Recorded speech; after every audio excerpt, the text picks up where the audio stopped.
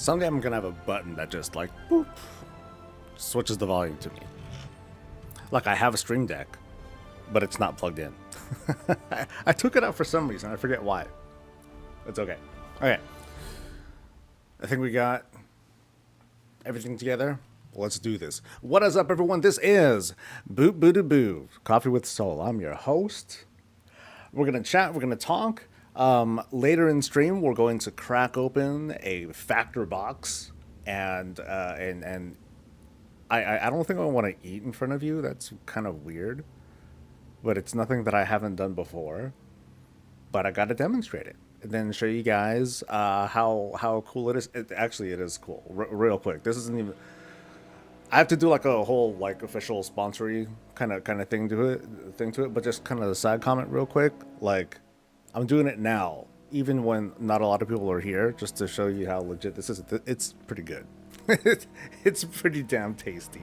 Like, I got the butter chicken one and I inhaled that motherfucker real quick, and then I had another one for dinner.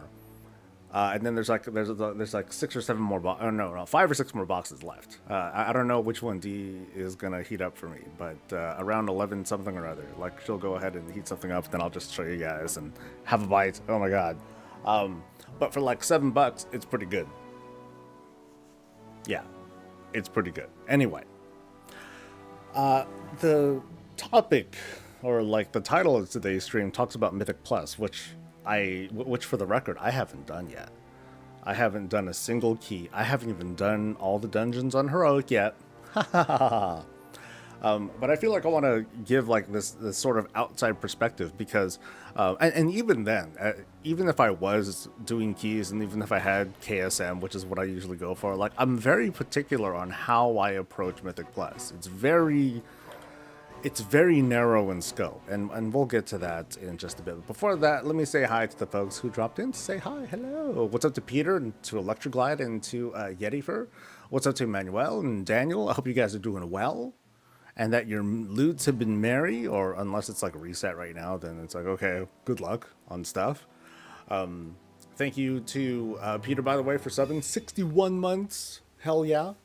And then there was also someone else, Milky Chaos, yesterday had gifted 3 subs, so much love to them. I'm not sure, I must have missed it. I feel terrible whenever I miss those kinds of things, and I tend to miss some things. So Mythic Plus.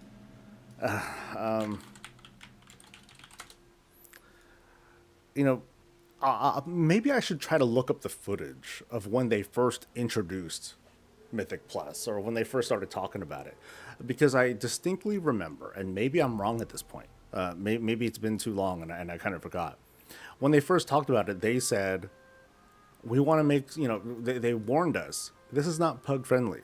This is something that you want to team up with friends, build relationships off of, so that way your future keys and your future adventures in these dungeons are good, and I took that as, okay, well, I guess, I hope, don't treat this like the dungeon finder. This thing isn't messing around. This is going to be way harder than the mythic dungeons that we're used to doing. But what was the community response to it? Let's make Raider IO. Let's make a system that makes it easier for people to pug, that makes it easier for people to weed out the weak, and focus on things like, these not so arbitrary, but like these definitions of how good you are or how experienced you are in keys. They've made all these different systems, and on top of that, of course, we have like the ongoing arms war with add-ons, and people are making all these fancy add-ons to determine the route to take, and how mobs are worth this much value, and from that you can optimize the route. You can tell your nameplate add-on which mobs should be kicked, and super sophisticated. And ultimately, like the phrase that I've been using is that gamers have been wanting to turn Mythic Plus into the dungeon finder, as in they want to make it feel so easy to just kind of slide in, do your stuff, get out. And obviously there's been very mixed success, because with people trying to treat keys like this, we're subjected to like these symptoms or these yeah, things have suffered for it. Notably the whole idea of like a meta. Now at the high level, of course, at the high level you have like this high level. You have certain classes, certain specs that excel very well, and that sort of and but I'm not really talking about the high end necessarily, but that influences keys at lower levels. It makes those people want to be like, oh well, I gotta bring the meta class, I gotta do the meta spec, I gotta play this way because that way I'll be able to succeed. But most importantly, I'll be desirable in a group because the people who are making these groups, they're they're going to be very particular because they of course want to they want to time their keys and all that. Let's do a roulette. Boop. Oh, okay, this is pretty good. I like this. It's the feet. The feet just sell it hella hard. So yesterday, Blizzard announced something, posted on Wowhead and other places, that they went around and they banned people who were, I guess, serial leavers of keys. And we don't know the scope of like just how many people were banned. And some people on social media are claiming that they were the one that they were part of it. And I don't even know how long it is. I don't have enough information to really say much of anything. But I feel like that is effective as, if nothing else, a warning shot. It's just this first round of people, they're being put out as an example that yes, Blizzard is now paying attention to this. It has become this bad that they're willing to take actions to curb this sort of behavior. And if it gets even a handful of people to be like, oh shit, I better be careful about this and stop being just like a troll leaver, then they'll stop. And if that works, great. But in the long run, I don't think it will. In the long run, it doesn't seem like it's going to be, super effective. And there's going to be like more fundamental things that ought to happen. I just don't know what.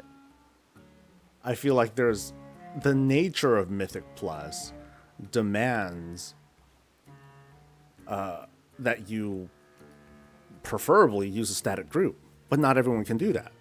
Not everyone wants to do that, and they have their reasons, and I'm not going to say they're wrong, but you're definitely going to suffer if you decide to play through, if you want to do keys on a regular basis, but you're just pugging all the time. And people have seen, there's going to be a price to pay for it. What's up, Zarian? Let me read chat. Manuel says it's not going to work. Didn't work for me yesterday in the Dawnbreaker 9 when a rogue intentionally pointed the orb of his second boss to hit the nearest wall and kill the party. I was the tank and leader of the group, and I kicked him. We'll be ready to be taken hostage with these grieving pugs since they won't leave. And that's the thing, though, right?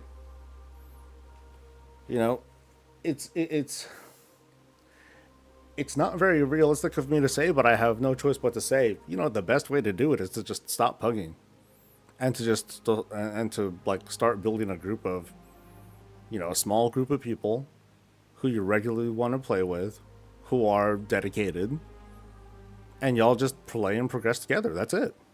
Sometimes you'll fuck up. Sometimes you'll do fine. I think we can all accept that not everyone's going to play perfectly every time. But in a pug, you don't have that chance. In a pug, you make that one mistake, that stays with you forever. That's going to be that impression of you forever until the end of time, because that person's probably never going to see you again. They're going to be like, oh, that one dude, whatever. Or maybe they'll block you or something like that. And that doesn't do anyone any good. What Blizzard is going to do to players that stay in Mythic Plus and play poorly is that they won't leave. Yeah. So like I said, in the long run, it's not going to help too much, but in the short term, like I said, it's more than anything like that deterrent to curb the serial leavers, like the people that just like go in and they just leave, that basically just troll. So it's taking out like that most extreme outlier, and that's fine. Good, because they're fucked up. I have a feeling though, because we don't know all the transparency as to like who's getting banned and why. We don't know the metrics and blah blah blah. I don't know if I'd want to know that, because if we did know that, then gamers are going to like study and they're going to like determine, okay, so I can do it this many times a week, and then I gotta stop, right? That's going to alter player behavior. I think what all Blizzard's trying to do is to get people to think twice about doing it. One of the things I hear about most is, well, dude, Soul, like the big thing with keys is like people will leave because, or no, the biggest penalty of people leaving and otherwise breaking a key is that it depletes. So we should just stop depleting keys. But what I'm afraid of is that it empowers mostly the person who owns that key. At the first sign of trouble, they'll just leave right away. Oh, first bad pull, let's restart, guys. And then someone's going to be like, oh my God, this is going to be one of these people who's going to be super perfectionist. If every pull isn't perfect, they're just going to restart it. I'm not going to waste my time with this. Boom. And then the key, and then nothing happens. And then that person is just left holding the key with no group. And I have a feeling that that would be the immediate consequence if we were to live in a world where keys stop depleting. I can see the merits of it though, and I'm even softening to the idea of, okay, well, I don't remember what all the brackets are, but let's just go with tens. Like if you can manage to time a 10 one time ever, then your key will always be a 10. If you keep pushing and you get to like 12s or whatever, but then you mistime a key, then that can deplete all the way down to a 10, but then it stays there. It never goes lower than that. What I'm worried about though with something like that though is people are just going to game their way into tens by like buying a carry or something like that. And then once they get to tens, it's like, cool, now I'm locked here. Now I'm always going to get my one run in so I can get some myth track gear or whatever. But what you're going to see are a bunch of groups being made, or a bunch of people in groups that clearly don't have like the skill to like time a 10. They can only complete it, and so those dungeons are just going to be such a corpse grind. And those keys, like just for the gear, aren't going to be, I would argue that they won't feel fun, knowing that knowing that it's a zero incentive, no, and we're going to be flooded with that. People, there's going to be a bunch of players who want mythic gear but might not really have the skill to do it. They would invade the group finder, and that would kind of suck. Happy Thanksgiving, Boomer. Maybe there should be a different punishment, as in no great vault loot that week. I don't think that should. I don't think that doesn't sound like a great solution. I mean, a ban doesn't sound like a solution either. But like I said, it's a warning shot. They want to put out a warning. They want to send that message that we don't want this happening anymore. But I do feel like this is the sort of thing that that should probably be in the TOS. I think they'll need to rewrite TOS to kind of add in, maybe not like all the specifics, but to just kind of make it clear what is and isn't allowed behavior in the game. Because if that's not clear, then people are just going to fight these bans and win instantly because there's nothing to really go off of, or there's not enough to go off of.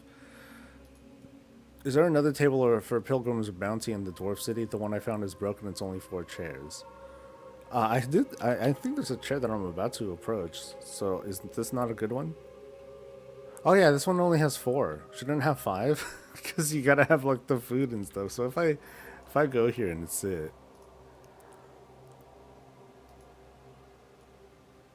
yeah, there's not enough chairs. Hey. So which is this one? So this is stuffing. This is pie. Like, are there like maybe like 2 buttons potato,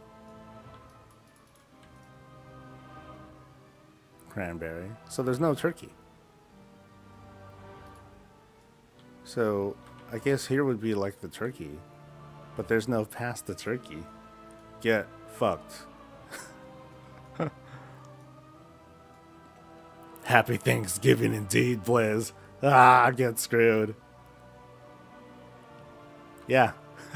Especially the chair. That's hella funny. In a very tragic way. But I don't know, like, what would be a solution for this? Like, my solution seems to be, like, so out of touch and impossible. Stop pugging. Make a group. I know that's, it sounds baffling to people, but I don't know. Sit in every seat, toss everything onto one plate, then eat the one plate. That'd be cool. Oh, can I do that actually? So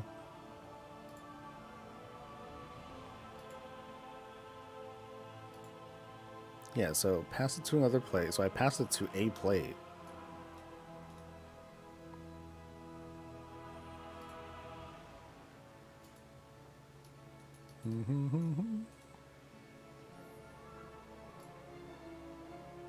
Yeah, there's no turkey chair though, so I'm kind of like screwed, right?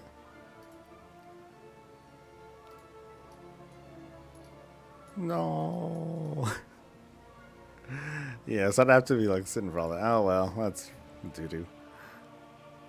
Problem with having a dedicated group is, well, I can't do that because the friends I have play worse than pugs. That's the point. That honestly is the point. Is to, if these friends aren't motivated to do it, then of course don't play with them. But find a static group, and then grow with them. Teach them. That's why I call this thing. Yeah, that's why I call this behavior gamers treating Mythic Plus like the dungeon finder. They just queue up and they have the expectation that everyone else will carry their own weight, and it's not true. It's not true most of the time.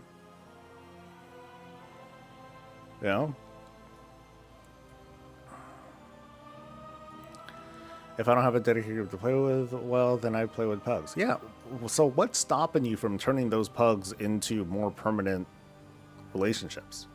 Like, help me out with that. Like this is one of those things where I know that I'm out of touch with because clearly I don't play Mythic Plus at a high level or at a very dedicated level. But what's stopping us from wanting to cultivate our own little Mythic Plus community? Because clearly Blizzard has failed and players have failed at making that happen. The intention from Blizzard is make a dedicated group. Players have rejected that idea outright. I try to teach them. I did a lot of things. They won't care. Yeah, so like some of these pugs who you've met that you have had good experiences doing keys with, what happened to them? Right? If you're playing together, then that means you're both playing at the same time, which means, that's 1+. It's like, hey, cool. We're playing at a time that we can, normally play together. Can we do this again? And again and again and again. Finding 5 people that have the same schedule and want to do keys as often as each other's Mission Impossible. Streamers who only do keys on stream can't even find regular static groups. Why not?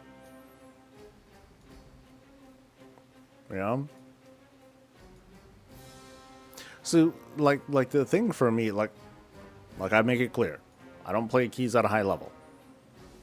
I go KSM and then I promptly finish. I'm done.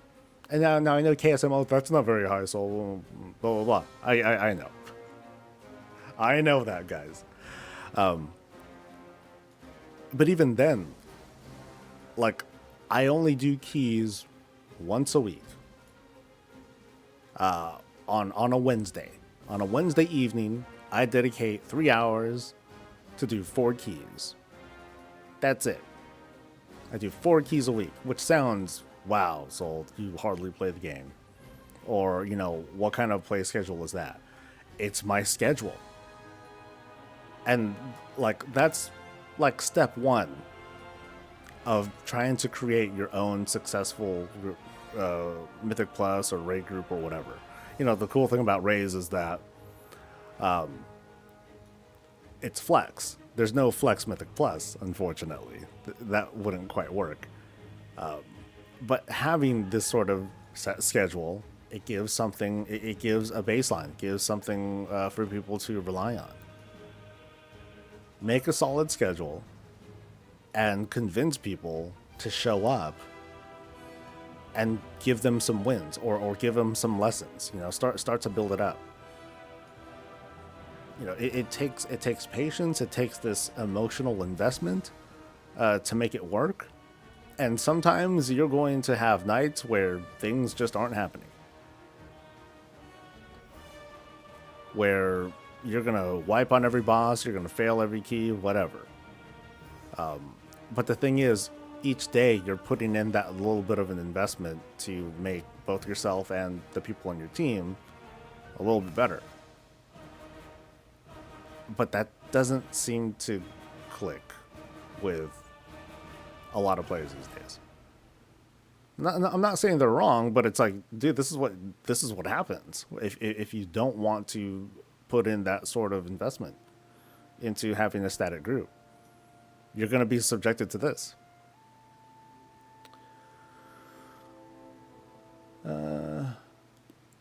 Let's see. Electroglide says, I've made several friends with pugs, added to Battletag friends, and some have come to heroic raid in the guild. They become a part of the guild over time. These days, so many solo players guildless, they don't want the group experience. The infinite nature means the availability isn't there. If Mythic Plus had lockouts, people would schedule runs like raids. That's a good point. You know, the fact that you can just run them anytime and that you can run as many as you want, it creates like this very wide, you know, that's a good point. It makes this a very wide spectrum of, of matching, I guess, where you're not gonna, it's hard to find those kinds of people. Some people are like, I want to do keys 8 hours a day, 2 times a week. Well, I want to do keys 4 hours a day, 2 times a week. And so that becomes, that's no longer in alignment, and that makes it tough. You know? So I get that. I could see how there are like difficulties there that we don't quite identify, that we don't quite realize. But it does in fact make it impossible to find that static group. The one answer, I guess, is for someone to change, or for, of course, to keep looking around to find someone who will play like the same way, the same time as you do. And that is hard. But if you find it, dude, you got to hold on to that. Or if you can adapt to it, then adapt to it. You know, you'll have to like set it like this really stringent schedule. It's like, okay, so 2 o'clock, I'm with this person. We'll do a couple of things. But then at like 4:30, this other person gets on and I'm going to be with them. And, you know, that can be a lot of trouble. But it's also, if you make that work, then you're good, right? Let's see, Manuel can give me an example of a resto shaman I play with, and one time in the raid, in the council boss, she did 309 HPS. The raid just went toxic to my friend, and I just protect her. But what can I do more than protect her? I'm not quite sure what does that have to do with keys? Seems to be a lot of solo folks who don't want the quote group experience. I do kind of blame the LFR, LFG thing, but my best in-game relationships were formed in Wrath days before all of that. I tried to teach my friend the stat priority, but she won't do it. I mean, if you're doing that kind of healing, I think there's more than stats you got to worry about. If their throughput is that low in a raid, yeah. I think there's more basic shit to like go over. I love doing LG and LFR. I love healing, so that helps me just going to do the group stuff. Hi, Crit. Some good, some bad. part of me wonders if, well, I definitely can only, I've definitely can only observe low level keys. I'm not gonna know anything about like tens and higher, or people that like really push the envelope and want to do like the best keys possible. Like to me that's a different realm, and I'd rather like stick to the whole. Hey, I just want to do tens for gear. And I guess if you just want to do tens for gear, then maybe mentally those kinds of folks, they just don't have that sort of investment into a group anyway. They're not even thinking about the group. They just want the gear. I get that, but again, consequence. You know, if you're going into a game like this, like World of Warcraft, and your mission is to get gear, and you barely see people as people, then this is what we're gonna get. If you treat WoW like a social game, and your mission is to build relationships and to, you know, make friends and make this little family of yours, then your priorities are going to shift, I think. And it's going to be less about the gear. And it's just going to be having fun with your buddies. Oh, dude, we wiped all night, but then that one wipe was like just hilarious, man. You know, you get those sorts of stories instead. I was going somewhere with this, and it was good.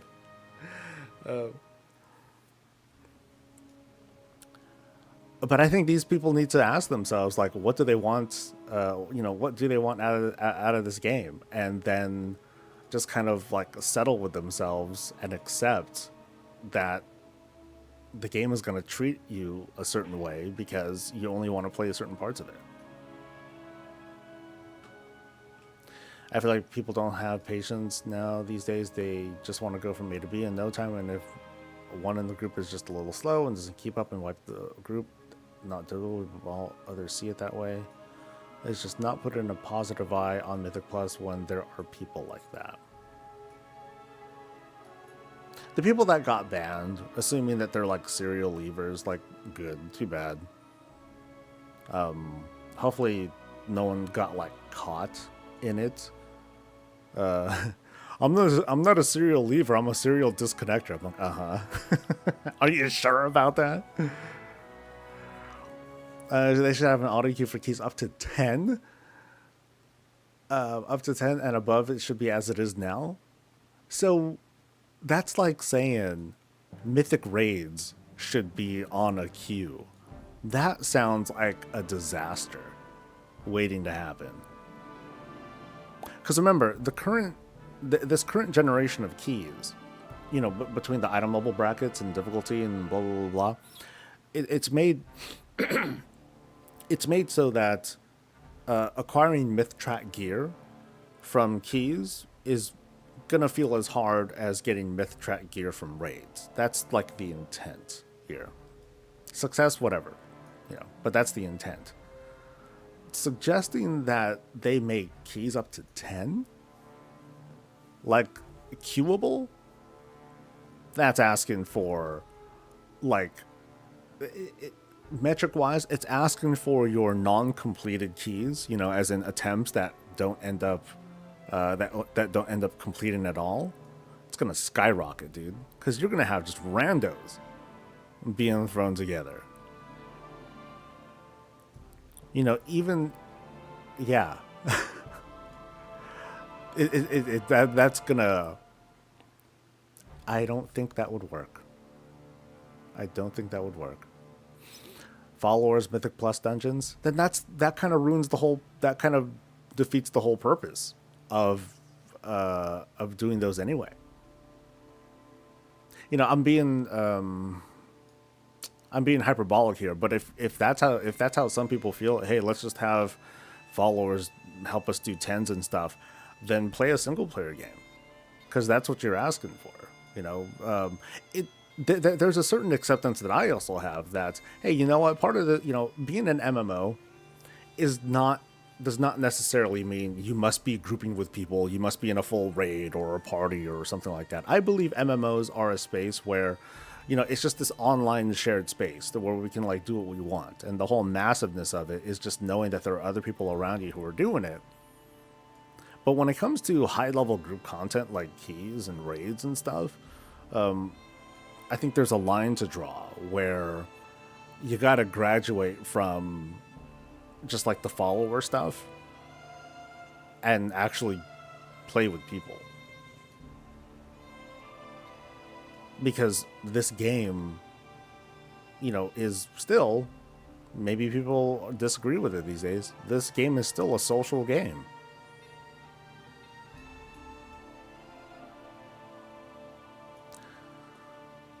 So at my end, LFG and LFR helps me get to do my job easier. I mean, it helps you learn, right? It lets you learn like the dungeon layouts. It lets you learn the basics of how mob behavior works. Like, I purposefully have not been doing keys even casually because I just want to see what my experience ends up being like. Now, of course, I don't pug. I'm just going to be playing with guildmates and stuff. But the idea is I'm going to go into these dungeons like, not exactly blind, because 4 of them like are dungeons that I've seen before, sort of. And then the other 4, I haven't seen them beyond follower difficulty. So this will be interesting. Remove the depletion of keys. I went over this. I don't think depletions would work. Because here's what would happen. If 2 things would happen if they remove the depletion of keys. One, someone's making a key and it's like a 10, and then they want to time it. They want to time that key because they want to get higher. They put the group together, they start, and the slightest thing goes wrong. Everything otherwise would be fine, but at the first sign of trouble, the person who holds that key is like, nah, fuck this, let's try again, let's reset. And then the group's like, fine. Or they might be like, this is one of those people who's going to keep resetting the key until they get it right. I don't have time for this. I'm out. And then they leave. Now, one could counter argue and say, well, then they should have known what they were getting into, because I specifically made a group that will reset keys until we get it right. But I have a feeling that there are people who are either not going to show up because they're like, oh god, this is going to be like a 3-hour run, fuck that. Or the person who's making the group is going to be like super hyper picky about getting a group together, which also baffles me, because it's like, if you're that picky about getting a group together, why wouldn't you want to just like, instead try to invest your time into making a static group that will always work, so that way once you do put in that pain in the ass time of getting this group together, that is more static, then afterwards your key experience should be much faster, because you can rely on your people to show up at this time, unless they flake and whatever. But like I said, that's the kind of investment that you would make. But no, the other thing that would happen with non-depletion of keys, I mentioned this earlier too, is that you're going to have people that like cheese their way into 10s. As another, I'm just using 10s as an example. They'll either buy a carry or something. They'll make their way into 10s, and then now you have like this person who is of unknown skill with a 10 key that can never decay. And yeah, their purpose is to, their whole thing is, hey, I just want to get like the myth track gear or whatever. I don't really care about timing the keys. I just want to get the gear, but they might suck. And so it might be so easy for you to run into all these groups that are just there for like the gear, but they don't have the skill or the throughput or whatever to even get through the dungeon. And even then, it's going to take like forever, and those people are going to come out of it just miserable. That's an assertion I'm making, but it's going to degrade the key experience into like a corpse run. And I don't know if Blizzard wants that.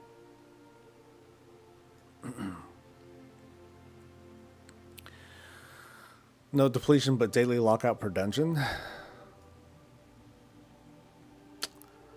I mean, that kind of...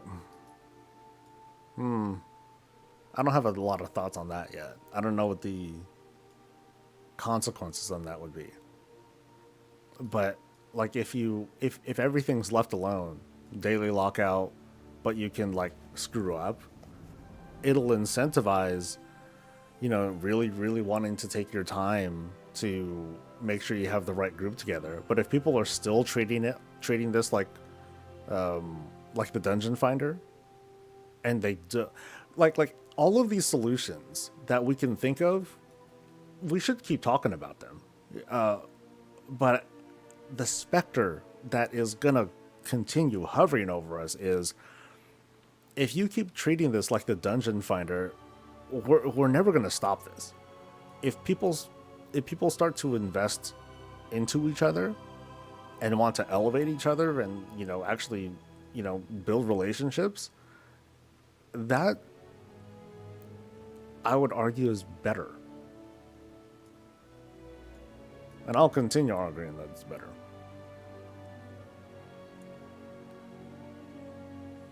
It shouldn't be my job to sell the game to other people. I'm not quite sure what you mean by that.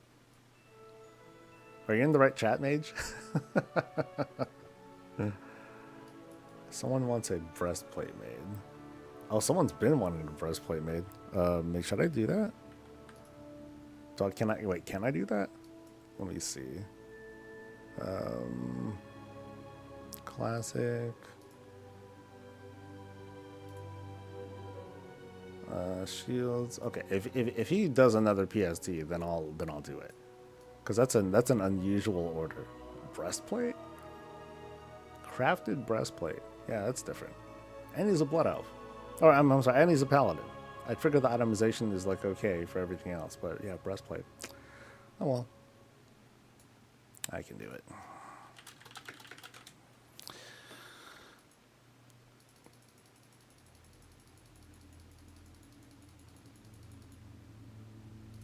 Boom.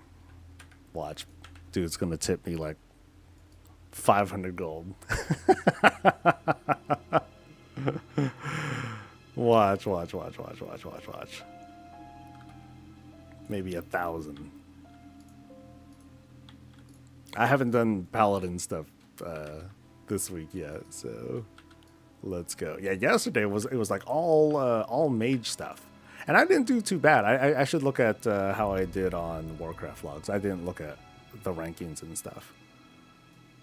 So I'll be curious. Maybe I have other crafting orders too. Anything good? Nope. Oh, no, I got a sickle. Nice and easy.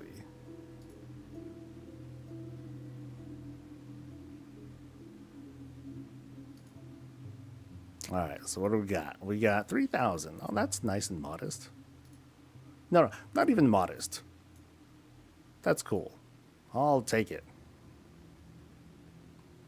Boop-a-da-boo. Worth. Alright.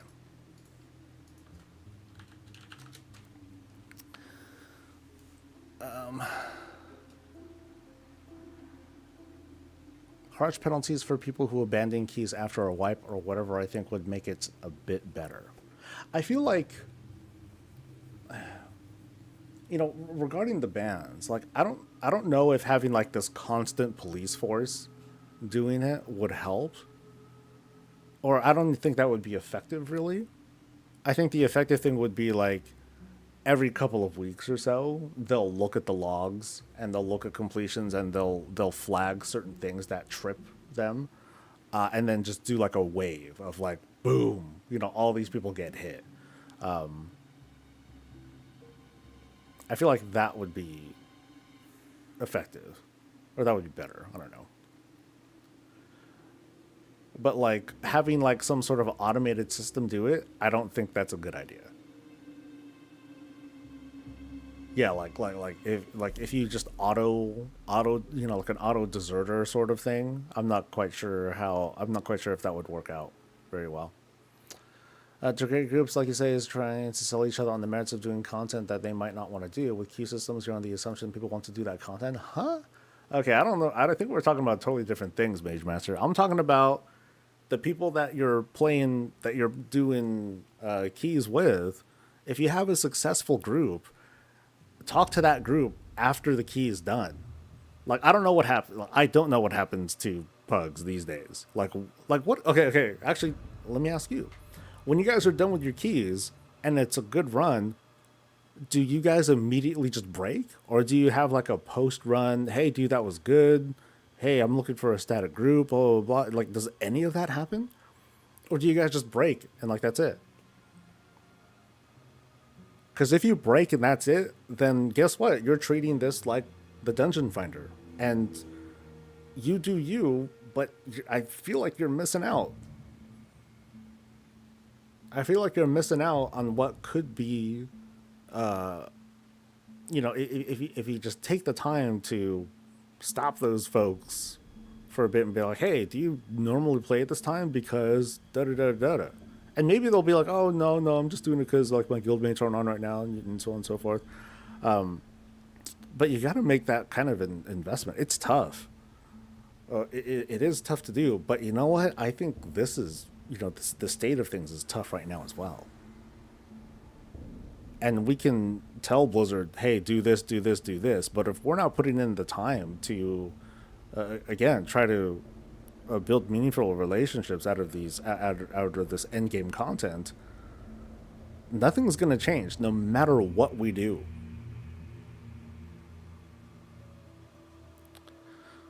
I want a house in the Narn Plains. That's a good subject to switch to, Artemis. Getting people to step out of the dungeon finder mentality probably means doing something radical with the dungeon finder tool. Like what? Or what other thoughts do you have on that? Unconquered Fun. My problem with both raid and dungeons was I wanted to learn the basics and I didn't know where to look for a guild who was willing to bring a noob up to speed. Raid Finder and Heroic Queue didn't really teach. It really feels like you need a moderately difficult queue system to learn the basics before you can find a guild. Again, I'm out of touch on this because I run the guild and I've been doing it for years and years and years. And the way I do and what I do isn't perfect either. Like there's a new person who came in, a hunter, and people come and go. Like when we started this raid, when we started the raid this season, I was stressing because we had over 30 people showing up, and I had to end up splitting the group into two, which kind of sucked because I'm like, oh man, I don't get to play with everyone the way that I want to. And so I made these two, I set up these two kind of static groups. And then as things whittled down, we were able to become one group. And now we have like 20 people showing up, which is cool. Sometimes fewer, sometimes more. But we have our people showing up. And the best thing that I can do is just present myself as, hey, this is our time. This is when we show up. Here's what we do. I try to describe what we're going to do in advance. But most importantly, time and schedule. Now, raids are different because raids are flex and there's but there's very little like punishment if people are like, oh, I'm going to show up late or I'm not going to show up today. I'm going to call out, whatever, because flex, that's the nature of it. When it comes to critical roles like tanks, healers, that's different. And so with those folks, I try to definitely make sure that we have people who can play as a backup. And I'm the other tank. So, and I heal as a tank. So it's like, that's part of how we can succeed. It's because I'll just take up these multiple roles. Someone else can do damage. There's plenty of those. There's plenty of those people.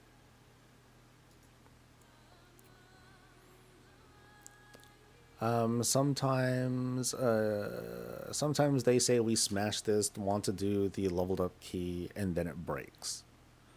It's hit or miss. A lot of people say GG and leave, and there isn't much of an option for that.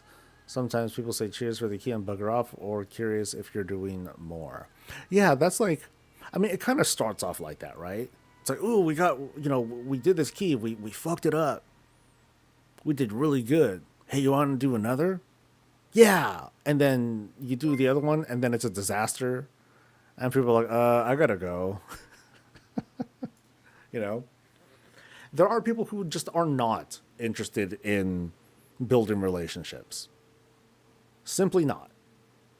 They won't get past the idea of looking at keys as something they that they just, if they can get away with it, they would queue up for it, and they would just go through the grind. It's like playing like any old Call of Duty, League of Legends sort of thing, where you lose until you find a win, and you're like, oh, thank fuck. And that's not a way that I like playing, but some people are like totally cool with it. Finding guns on YouTube might be easier and far less frustrating. Oh yeah, I was talking about a guildmate. Hunter recently joined, and they joined in the middle of like a heroic alt run, something like that. And so I gave him a crowd. So like the first fight he came into, I think, was Brood Twister. You know this fight? No. Did you do it on? Have you done it on normal? No. Okay. And so he was eating the floor like the whole night. And it sounds like a younger kid. But I didn't do a great job of interacting with this kid either. But what I woulda, coulda, shoulda done is, you know, put a little bit of an investment to like talk to him. Hey, how you doing? You know, did you have questions? You know, how's the vibe? Those sorts of things. You know, small things help. Small things go a long way to making people feel seen. Like it that sounds like a weird thing to talk about, but maybe that's like something missing from this too. You know, I don't know. Maybe people are just feeling like we're disrespecting each other because we just see each other as like, oh, tank, DPS, healers. Group is done. Everyone breaks. It's kind of a lonely experience. For every abandoned key, the deserter buff continues to get longer and longer for 30 minutes, 1 hour, hour and a half. Have it be account wide that remains throughout the season. But then we go back to another conversation, though, Daniel. Like, when is a key abandoned, and who started it? You know, because I remember I've talked with folks here on stream about like how a key can feel abandoned, but or no, how you can game that system, and then we need to think of something else to answer this. What if this? What if that? And then we would just go on and on and on forever.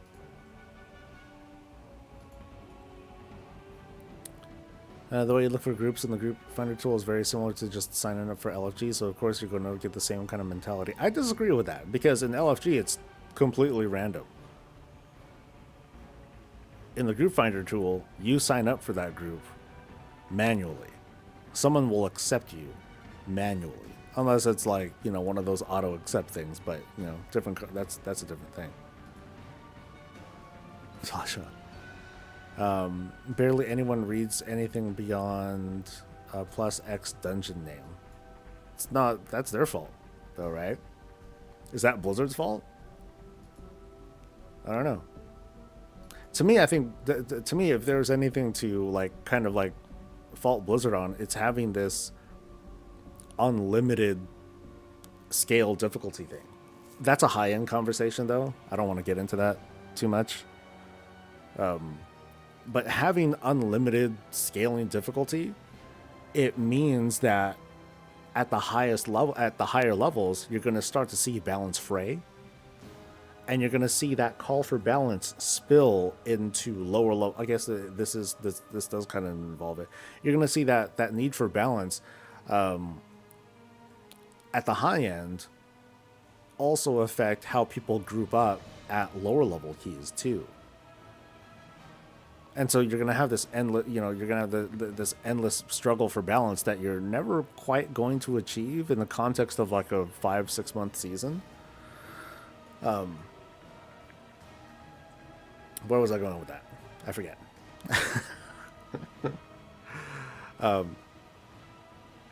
But I think that's, I feel like that, I feel like that's a problem, but I don't think the solution is, oh, we should just cap keys. Let's just cap them at 12s and like, that's it.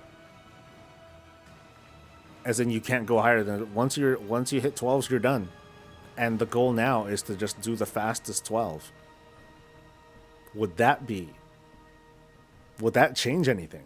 Short answer is no. I don't think it would change anything, because then the meta would go from, clearing the highest level key to clearing the fastest 12. So we're just going to run into the same problem anyway. Even if there's no incentive for completing the fastest 12 other than, showing up on the leaderboards and stuff. You can do it like you can only join Mythic Plus if your key is within certain levels. Party leaders activate Mythic Plus with their key. Everyone else puts their key to start it. Everyone's key depletes during the run. That's an interesting idea. If you open the chest at the end, everyone's key is shot back to normal. If you time it, the leader gets the usual thing. Nothing changes. Increase the crest for... Oh, okay, so now we're adding some more stuff. Increase crests for non-timed keys.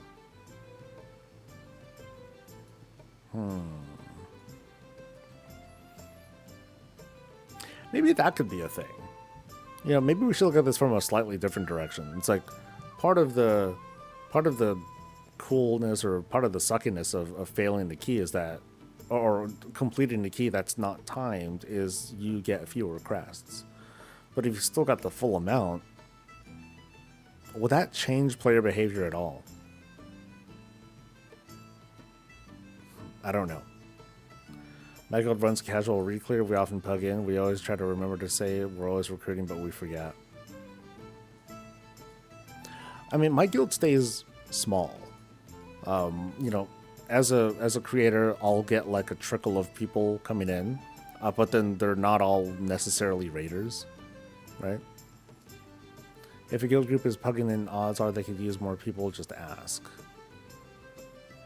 Just spill the beans. Do we get a mecha for the Tinker Tank spec in Season 2? Ha ha ha ha, nice try. I've seen tons of different ways people interact in groups. Some are just there to complete something, be it the run or quest or whatever. Some are in a hurry.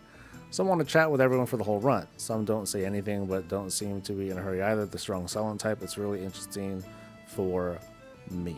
You talking about keys or raids or both? I wonder how big the difference is between EU and US, because in the EU we have language barriers to interactions. True. More language barrier, but it also exists in the US servers, not a big deal. Yeah, I mean, they tend to...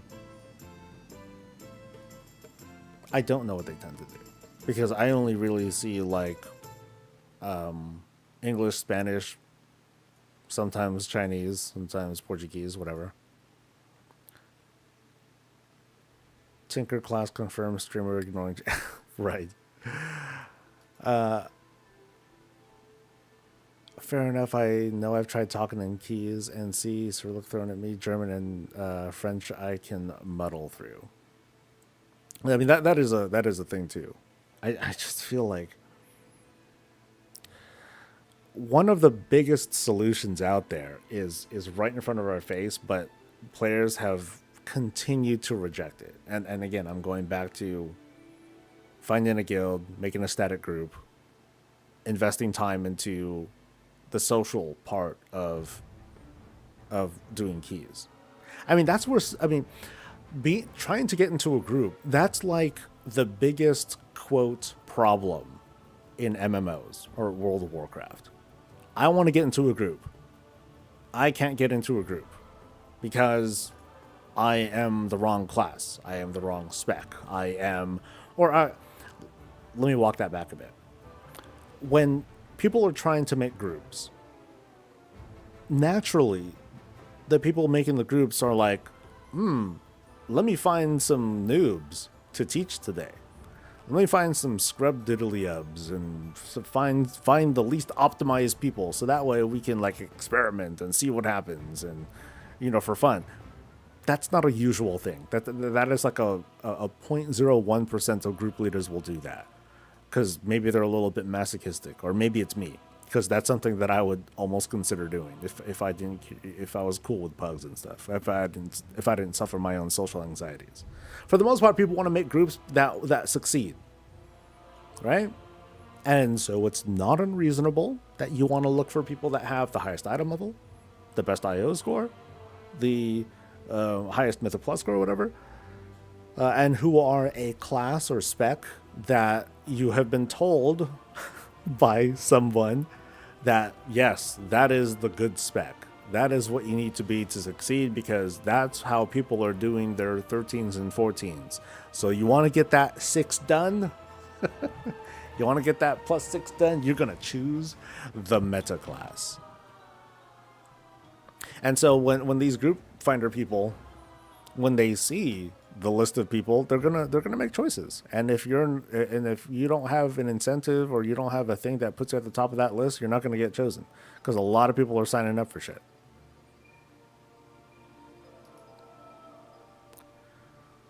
When the time comes and I finally, okay, let me give myself a goal here.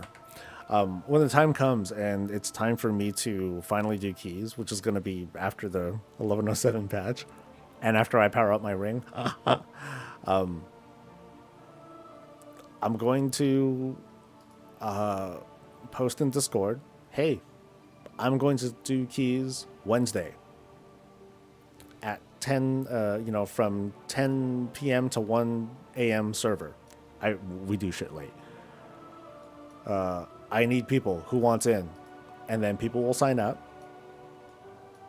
or they'll let me know in chat, and then as soon as I'm able to, I will confirm you're in. Let's go.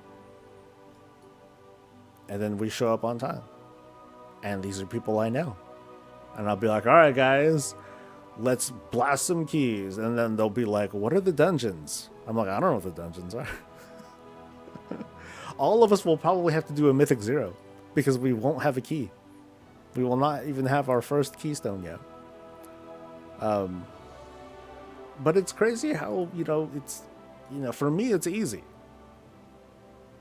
But it's because I put in that sort of investment. It's not necessarily because I play this game like 26 hours a day, because I don't play this game as much as you think. I wish there were more communities like this. They're out there if you want it to be.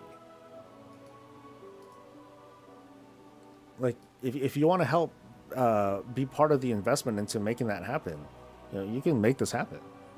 But unfortunately, and it's not like I not doing it the way that I'm telling you to doesn't make it wrong. It doesn't make you wrong, because everyone's circumstances are different. Not everyone is able to play in that specific way. But there's going to be consequences to that. And we're seeing it. We've been seeing it. Hi, Neeb. Do I think player housing will be instants like garrisons are? Most likely, yeah.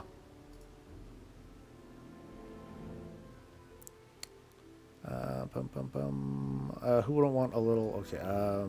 Players joining Mythic Plus should have to start at 0 and progress their way through higher Mythic Plus. The problem is people take on more than what they can handle, and destroy the run.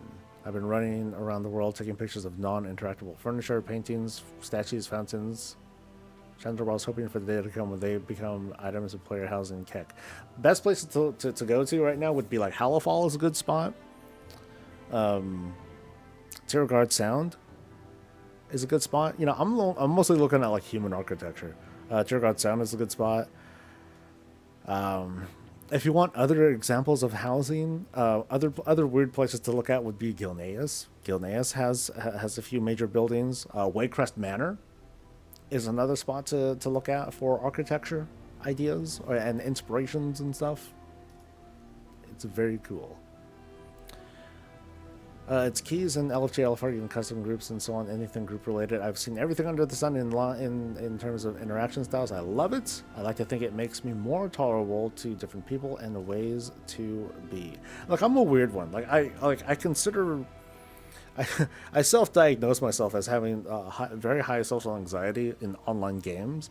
But I don't like, just like other people, I don't like screwing up. I don't want to be the reason why we don't time a key or we wipe or whatever. But I also understand that how else am I going to learn? I don't tend to learn from just reading the manual or watching the guide. Like, that doesn't teach me stuff. I got to be hands on about it. I got to feel it. Like, there's how the dude in the guide does it, and then there's how I end up doing it. It's going to be different. I'm not going to do it the same way. You have to get into guild and get to a click, though. Guild group already have a click and will only get you in if you're not bad. Yes. Well, I'm talking about low-level keys as well, and like getting started, because that's going to be me. You've seen me do shit, Winky. You know, you've joined some of these runs that I've done too. Like, I'm super chill about it. You know, and I don't make a Mythic Plus day out of it, and it's not a daily thing either. It's very limited as to what I do. But then we make the click. You know, everyone in the guild, that's the click. Oh man, you should have been here early guild days when there really were like cliques. You know, like small groups of friends that would play together, and then they would always play together and not want to include other people. I'm like, okay, come on, guys. One team, one dream, right? And they're like, yeah, whatever.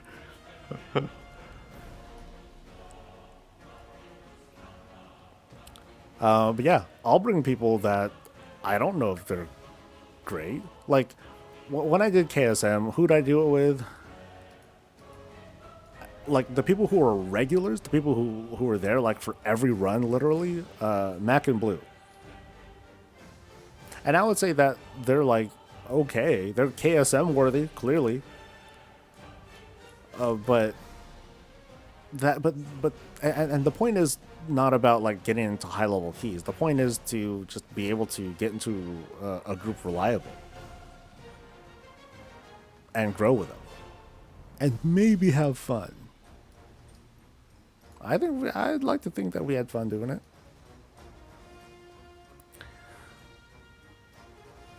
Happy Turkey Eve. Thanks, Dragon. Suramar, Silvermoon, Bash. Oh yeah, Suramar. Totally forgot about Suramar. Silvermoon's terrible. Sorry, as a Blood Elf person. That sucks.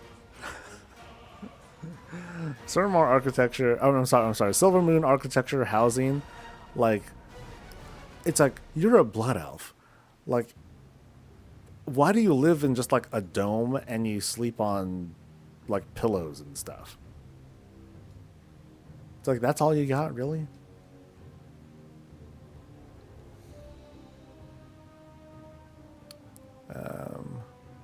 They're also super nice and fun, Blue and Mac, that is. Yeah, like, if you play with people that you just like, yes, you're going to.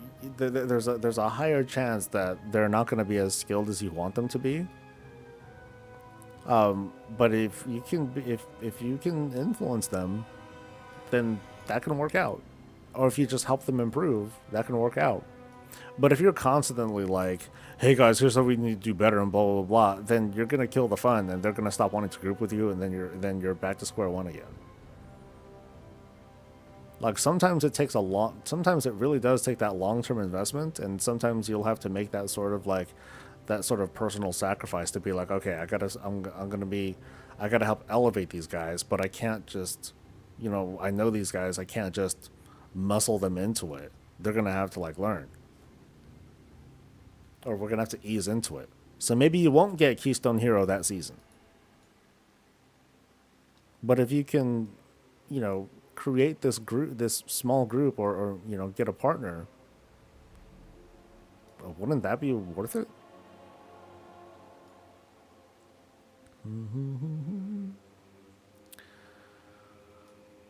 I think that anyone who managed to complete the pristine artifact archaeology achievements should be able to unlock and use those pieces as furnishings and decorations for their player homes. I mean, I've often looked at like, I've gaslit myself into feeling like, if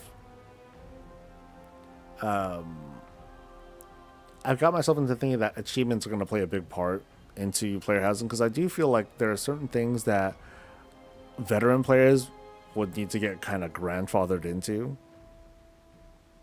Like, okay, cool, we got access to all this stuff because of our, you know, I wouldn't. It would be weird if player housing started and then everyone was at like the same level. Everyone had to like relearn at the same time, because it sort of like it kind of sort of disrespects the 20 years of history that some of us had put into the game. It's like, oh, now we got to go back and do it again. That's kind of like saying, oh, if you want to play the game right, you got to go back and play classic. Like, I don't want to play classic.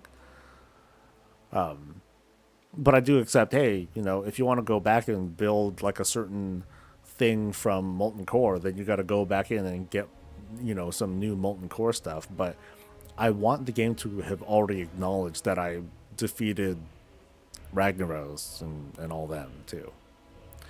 I'm just saying, just join a new guild, you have to climb that social wall in the guild as well. Yes, there is that to deal with too, and sometimes it just ain't gonna work out. Either because they're too good and they're not willing to teach you, or you're too good and you're not willing to be patient with them. That's fine. You know, that's what happens.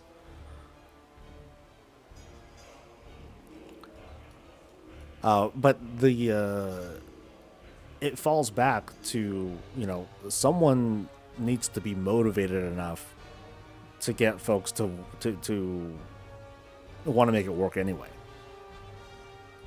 So there is kind of a above and beyond behavior involved with trying to make these work.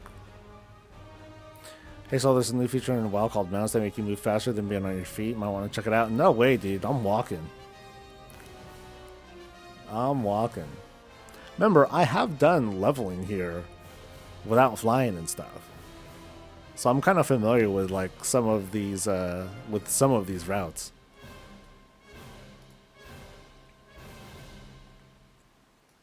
I'm not joking either. Like, do one bout of leveling without flying. I mean, get on your ground mount, sure, but you know, do it without flying. There's actually a lot to appreciate when you're, you know, stopping to actually look and see what the team had handcrafted. Because this is all still a handcrafted world.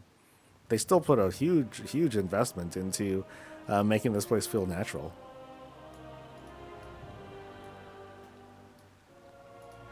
Oh shit, what's that? Oh, okay, I've never seen that before.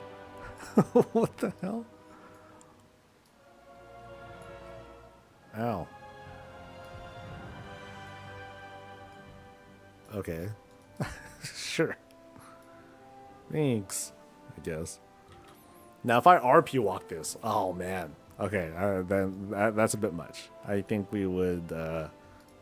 I think we'd suffer. Okay, so we're gonna walk all the way to here. Need to make sure I remember where to go. Am I in the right spot? Okay, I gotta go south. I'm making sure to take roads too. I don't want to be a punk ass and just like try to go around or walk through stuff.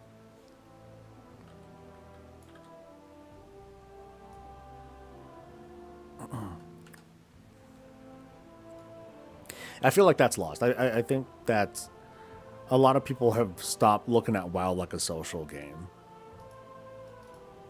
Like, one of the best things you can get out of it is the friends you make along the way. You know, people aren't going to look beyond gear, achievements, their personal accomplishments. It's not bad, but when you only look at that inside what is a social game, there's consequences. There's, you know, you're going to lose out on stuff. And in some cases, you might struggle because you don't want to play that part of the game. I just wish there was better progression curve to keys in terms of rewards. There's too big of a gap between 10s, which used to be considered a high-end achievement, and the hero title. As someone who can comfortably push keys, several keys higher than 10, but not quite willing to put the effort into our title, there's just zero reason to do anything higher than the highest gear reward. Don't have nearly as much fun in Mythic Plus as I did 2 or 3 expansions ago. It's because it was easier. You had your myth, you know, you got myth gear fairly easily compared to now. And Blizzard had to make a choice. Do we make myth gear easier to get for raids, or do we make it harder to get for keys? And so this is the decision they made.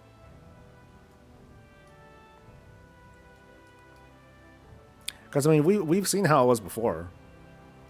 It's not easy to, it's not hard to observe like how things were in previous expansions, where started the season, all right guys, let's gear up, go to keys, slime keys, out gear normal and heroic, and you know, you basically gear up for mythic, and then you crush everything.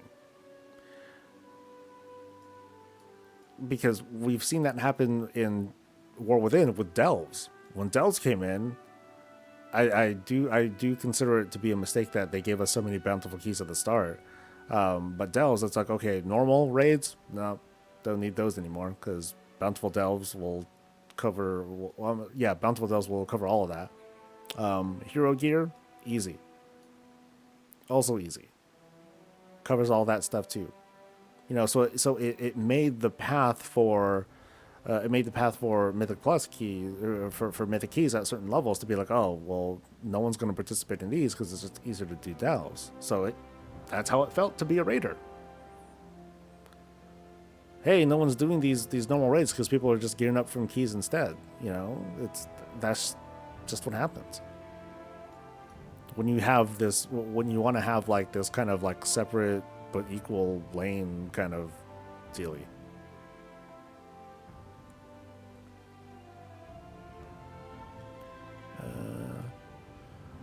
I agree gear was too easy in Mythic Plus, but I would still push keys higher. Same sort of cosmetic reward was a nice incentive to push, but they're just calling pretty much everything together now.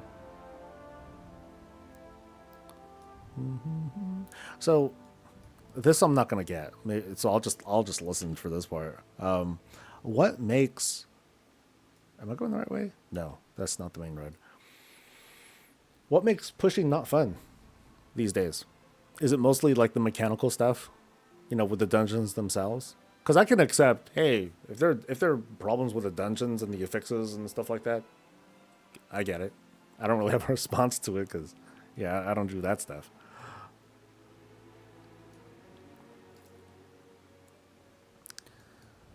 Gilnean stagecoach mounts need to be ground mounts only. Imagine if they could fly. That'd be kind of wild. Want to share a good thing? I finally got Trial of Crusader preset. Only took a while. Dells really made me not want to do raids or Mythic Plus this season. The entry level modes have worse loots, and it felt like a waste of my time. It kind of opens our eyes as players as to like, what do we really want, right? Do we want the feeling of conquering dungeons and raids and stuff, or do we just want the gear? But then, you know, there's also people that just like delves too. Yeah, I like that feeling of, you know, being by myself and doing this adventure kind of thing too. But when it demotivates you from doing those keys and raids, it just means, you know, it's kind of like sending a message to yourself. Oh, well, you don't really care for these game modes because you want the gear more. It's not too surprising either. It's not like this woke moment, oh my god. Yeah, it's nothing like that. The stop change where casters just instantly start casting again after shouts is miserable. Yeah, that's something that I haven't seen or noticed at all. Yeah. Squish combined with loot from dells make everything below an 8 worthless, and 8s are very hard before you add 20 Mythic Plus levels to learn. I thought like after a while, like you just graduated from it. So like eventually you're settling at like the same 1 or 2 levels, right? I don't think it's any one thing that makes it not fun. The overall dungeon design with tons of spiky damage, interrupt, stop changes, the timer not really meaning anything as long as you just don't die. Oh, that's not, wait, that almost seems contradictory. Oh wait, I got things to turn in. What are these? What's this? What do you got for me? You got for me? Oh, really? I got a thing? My inventory's full. Surprise, surprise. My inventory is very full. Fuck, it's depressingly full. Hold on. What can I get rid of? Tokens. Okay, that's Warbound tokens. That's also Warbound. That's also. Oh no, these are just low level shit. Yeah, don't need that. Or that. And or that. Bindings I should get rid of. Okay.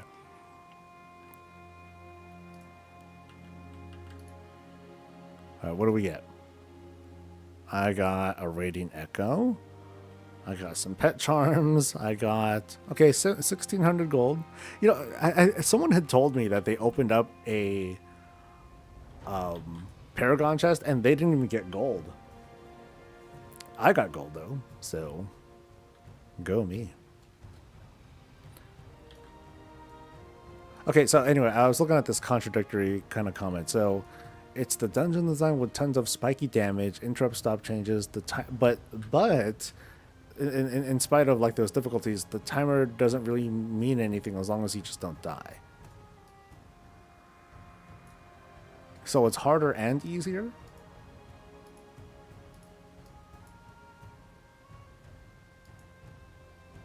Did someone just get invincible? Oh shit. Nice. A guildmate just got invincible. Cool stuff. Oh, this is the tinderbox thing that I don't need. Crit verse. Oh. Well, I finally finished that quest. Good thing I walked over and completed it.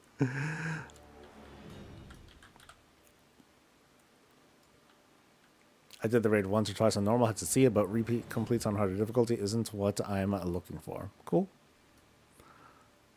Personally, I enjoy raiding, but raiding is a terrible way to gear for. But raiding is a terrible way to gear for raids. I enjoy doing delves though, and want to see more of it. I have pals I do keys with because I enjoy some group content. It's just that I don't always have time when they do, and nobody wants to plan. So Blizz fix your game, right? Not to say that they're perfect or anything, obviously, but there's a lot of responsibility that gamers just don't want to have. So what do? You end up aiming for the same levels, but in Dragonflight's goal is 15 or 16. Now you need to do 18s to get better loot than delves. I think you mean 8s.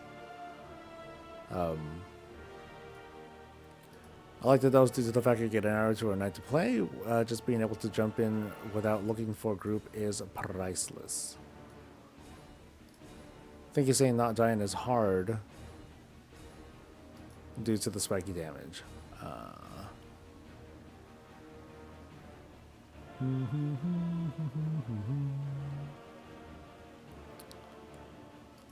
These War Within World Quests need reworking since they are one-to-one with the Dragonflight World Quest, same cataloger things, rock climbing and dragon racing. You can't afford death as much because of Challenger's Peril, and yet there's a lot of mechanics with spiky damage that cost you if you don't learn each mob pull. Got it. They used to be pretty tight and required bigger pulls to make the timer. Blizzard didn't like the big AoE pull meta, so now they made individual packs scarier. Now you can do just one pack at a time and still time the key comfortably if you manage interrupts and defensives properly. And I guess people aren't. I remember hearing a lot of complaints from tanks, being like... And it's wild to me, because the tanks are like, I hate relying on the healer to stay alive. I can't do anything about it. And I'm like, isn't that why you're not the healer? You're the tank. Like, you're designed to...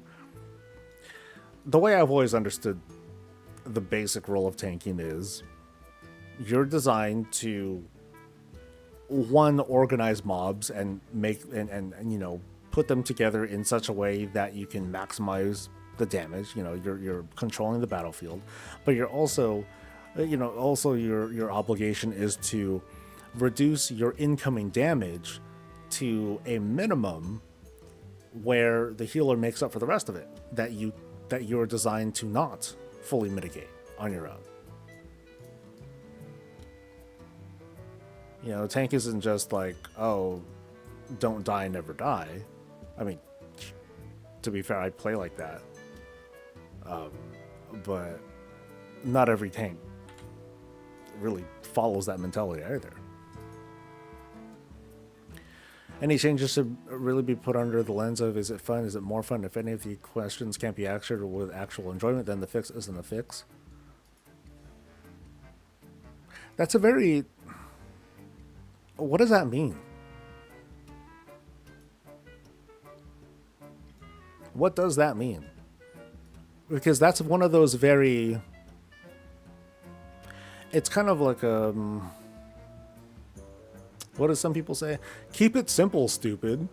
You know, people say that, but then they won't give any examples. So it's like, it's a great job of catharsis and feeling smart that, you know, with your critique, but when there's nothing to really, but without that, like, what are you contributing to? I'm sorry, I don't mean to like insult like the way that you're doing your commentary, but it's like, you know, what can we add?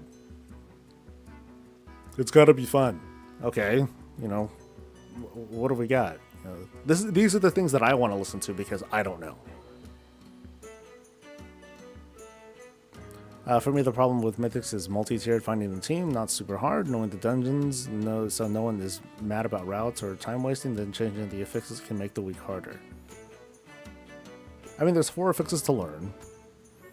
You know, if we assume 8s, then yeah, 7s is when Challenger's Peril kicks in. 8s is both Tyrannical and Fortified, so it's just harder, no matter what. And then the 4 affixes, and like figuring that stuff out, combined with the different dungeon layouts, and then your class makeup, and so on and so forth.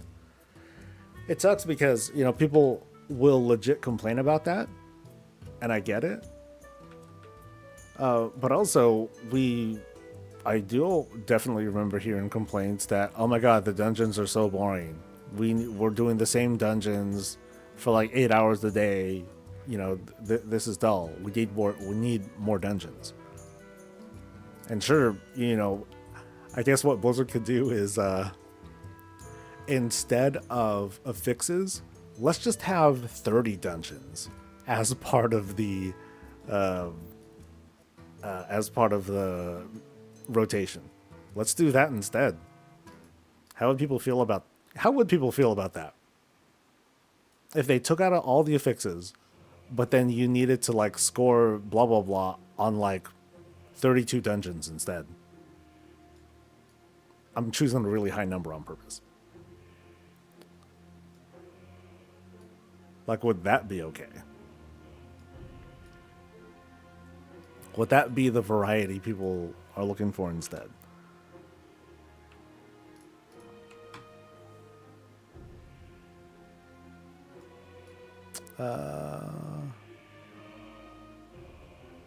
Let's see. I just see many of the changes pushing towards those who are there for a checklist rather than the activity. Filling the vault. The end justifying the means rather than the journey. I don't find Mythics very hard. It just has to be less. I just find it to be less fun than Delves. I just feel more rewarded with the Delve system. Howlfall Rep shouldn't have a Bellatar spawn recolor as its flying mount. They should give one of those cool Arathi airships similar to the airboats taxi skiffs that they use. Give me that as like a Delve Season 2 thing. That'd be cool. A generic pull in Necro, for example. Necrotic Wake has 2 casters, Tank Buster, a volley, channel that incapacity stun, soldier mob that explodes on death. The Tank Buster mob also has stacking and rages.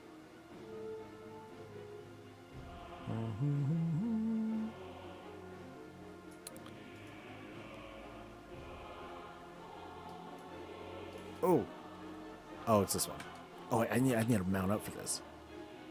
Wait for me. Hold on, I'm doing like some real gameplay right now.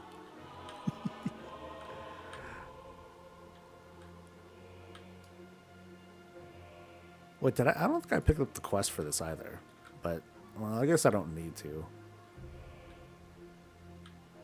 I really should have though. I should have picked up that quest on my walk over. Oh well. Walk continues. Making my way down. Oh, wait. There's no road. So I'm just going down? Oh, no, there is a road. It's just a crappy road. No, I refuse to just drop down like that. I will take what looks like kind of a road. Yes.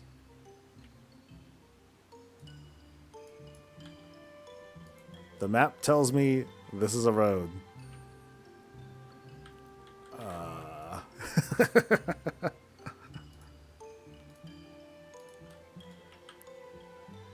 This, I guess, is a road? Nope. This is off the beaten path now. Oh, shit. Oh, wait, the road was down there. Oh, crap. Oh, well. I'll figure this out. I will figure this out. People don't learn the dangerous things to watch out for in this pack, even when they're doing like 7s and rely on the tank to just survive and rage tank buster while the healer is incapacitated.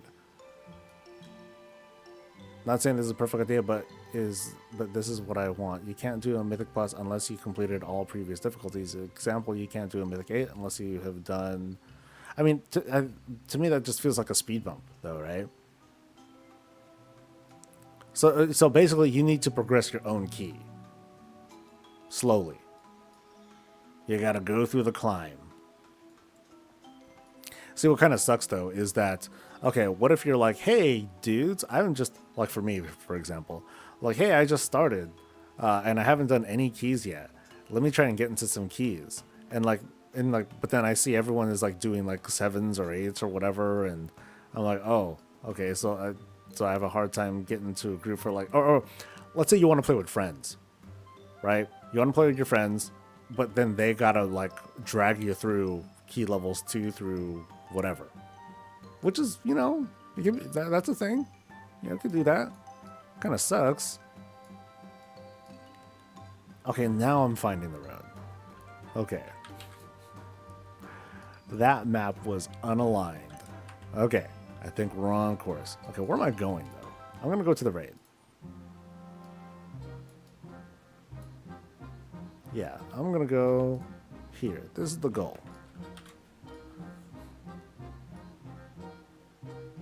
Like, remove the Mythic Plus key and have it be a delve style walk-in and select difficulty based on what you've previously unlocked. So keep the timer, but end the concept of breaking keys. Like I've shared that idea too, but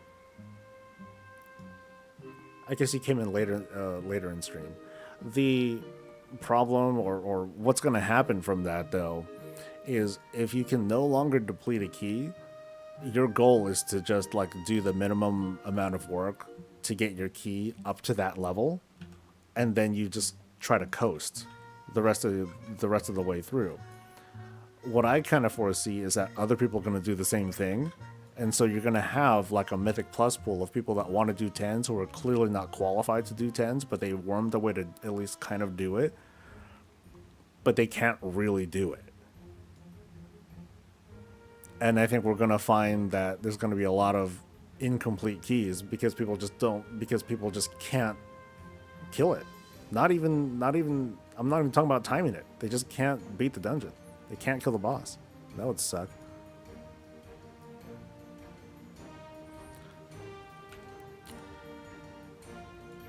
Okay. The idea of a road is not very clear down here. At least not at the start of this. I think when I walked down the eastern side before, and that was a lot better. Okay, so now I'm on a road. All right. We've achieved success. This is the start of a road. This collapsed part of town. Okay. It's one of the first pulls, so when we're on the fort week and you see the tank just get slaughtered, those DPS don't know what happened and just quit thinking the tank just sucks. Man, it would help if you guys just knew each other, though. See how I keep going back to that?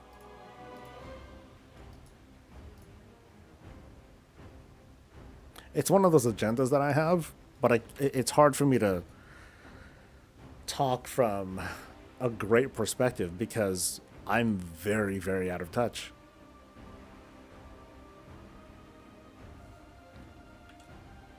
You know, big talk coming from the guy who never has problems getting into a group because, you know, he doesn't play the way that I do. You know, the people that want to play like, you know, keys 4 or 6 hours a day every day,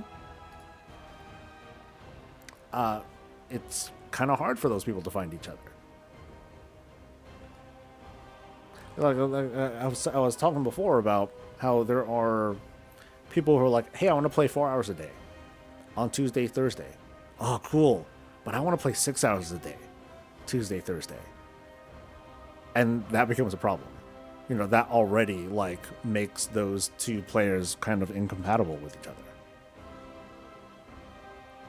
Should I be okay? So I guess I'm gonna go this way, and then yeah, because I gotta go here first, because that is how I get to the city.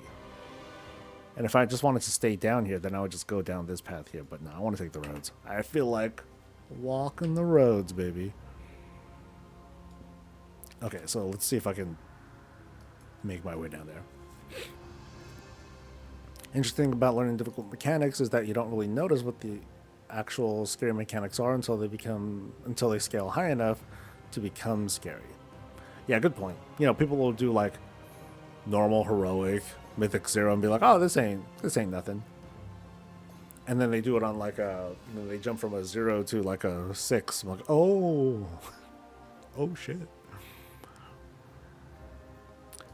I've always found my own keys and I've barely had a bad experience. Yeah, my experience has been mostly good. You know, the times where I have had bad experiences or the few times were all like just pub, pure pub. The few times that I did it a couple times in Dragonflight. And that was because I wanted to get a certain kind of weapon from Neltharis. So I was like, fuck it, I'm willing to pug for it. And so I did. I did a couple of pugs, and man, I'm glad that I tank.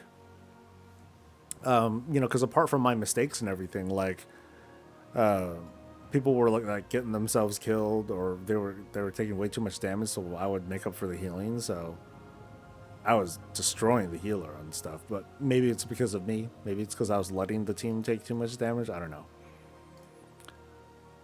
I learned in Mythic Plus to roll my cooldowns all the time. Yeah, it's all about time. Just like a raid. You got to time your cooldowns for the best time, so that way when you get to that one nasty pack, you know everyone has their cooldowns lined up and they blow shit up, or they have like their CCs available and they lock everything down.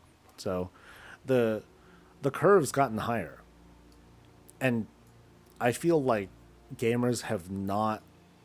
It hasn't quite clicked with them, because they still feel like, no, I should be able to get my mythic gear or my myth track gear just like I did in season 3. I guess it just wasn't made clear enough from Blizzard, and maybe it's because it wouldn't sound very good if Blizzard just straight up said Mythic Plus players got spoiled. They were getting their gear too easily compared to Mythic Raiders, and now we're going to fix that. You're not going to like this. But it's necessary to give that feel of this is what it's like, or you know, mythic gear should be hard to get.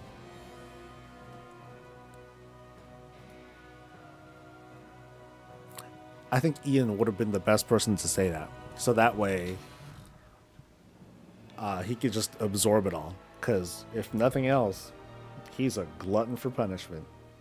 He has been the longest serving game director of WoW.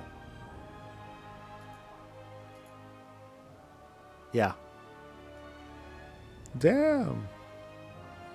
He's been ruining the game for 8 years. Why isn't he fired yet? Grr. So many times we can just ignore some casts on lower keys because they're not really threatening, but when you get to a 10 and they one-shot, you go, crap, that was... Yeah, so I'm like, welcome to raiding. That's what happens. You know, the thing that you thought was trivial is no longer trivial.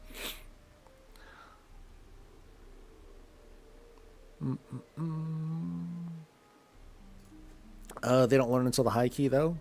Well, then they didn't learn until the high key. That's the thing. I wonder, like, should we get a mulligan? Right? So, like, let's say the first. Oh, this would cause lots of problems, I think. But hear me out. The first 10 minutes of a key, if the key is abandoned, then it won't deplete. Like, there's conditions to it, right? Like, how would people take that? I can already see the abuse from it, but and then it only works one time. You get a one-time reset, and then after that, then if the key breaks, then it depletes or whatever, or then it downgrades. Sorry. Because I'm kind of talking about what Oinky is saying there, like people that get like shell shocked by like the first pull. Oh my god! Okay, this is way harder than it seemed. Fuck it, let's stop, and then everyone quits, and then the key doesn't, downgrade, and then the person who made that key is like, okay, this is way more than I thought. I gotta rethink this, and it gives them that out.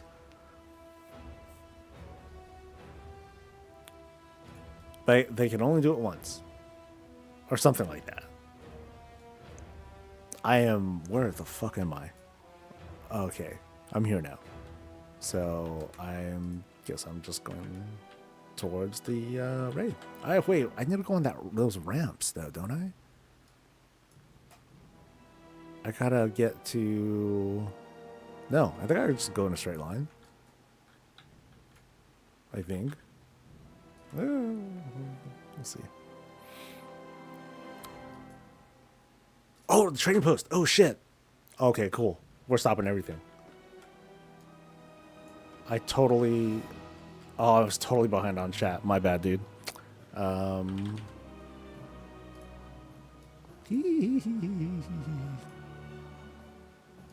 Okay. No more Mythic Plus. This is now a working stream. See, I knew that they were going to do this. I told y'all. Okay, so what I'm going to do is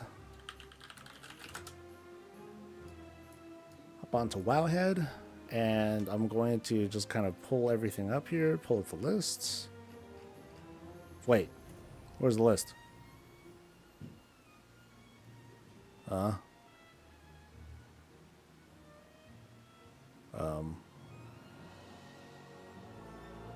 Where's the list?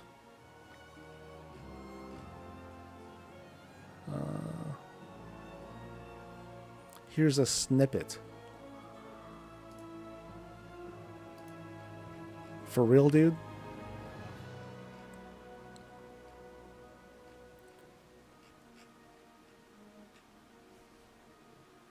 Blizzard. You monsters. You freaking monsters. Fine. This is what you're giving me. This is what I get. We're still working. Sheesh.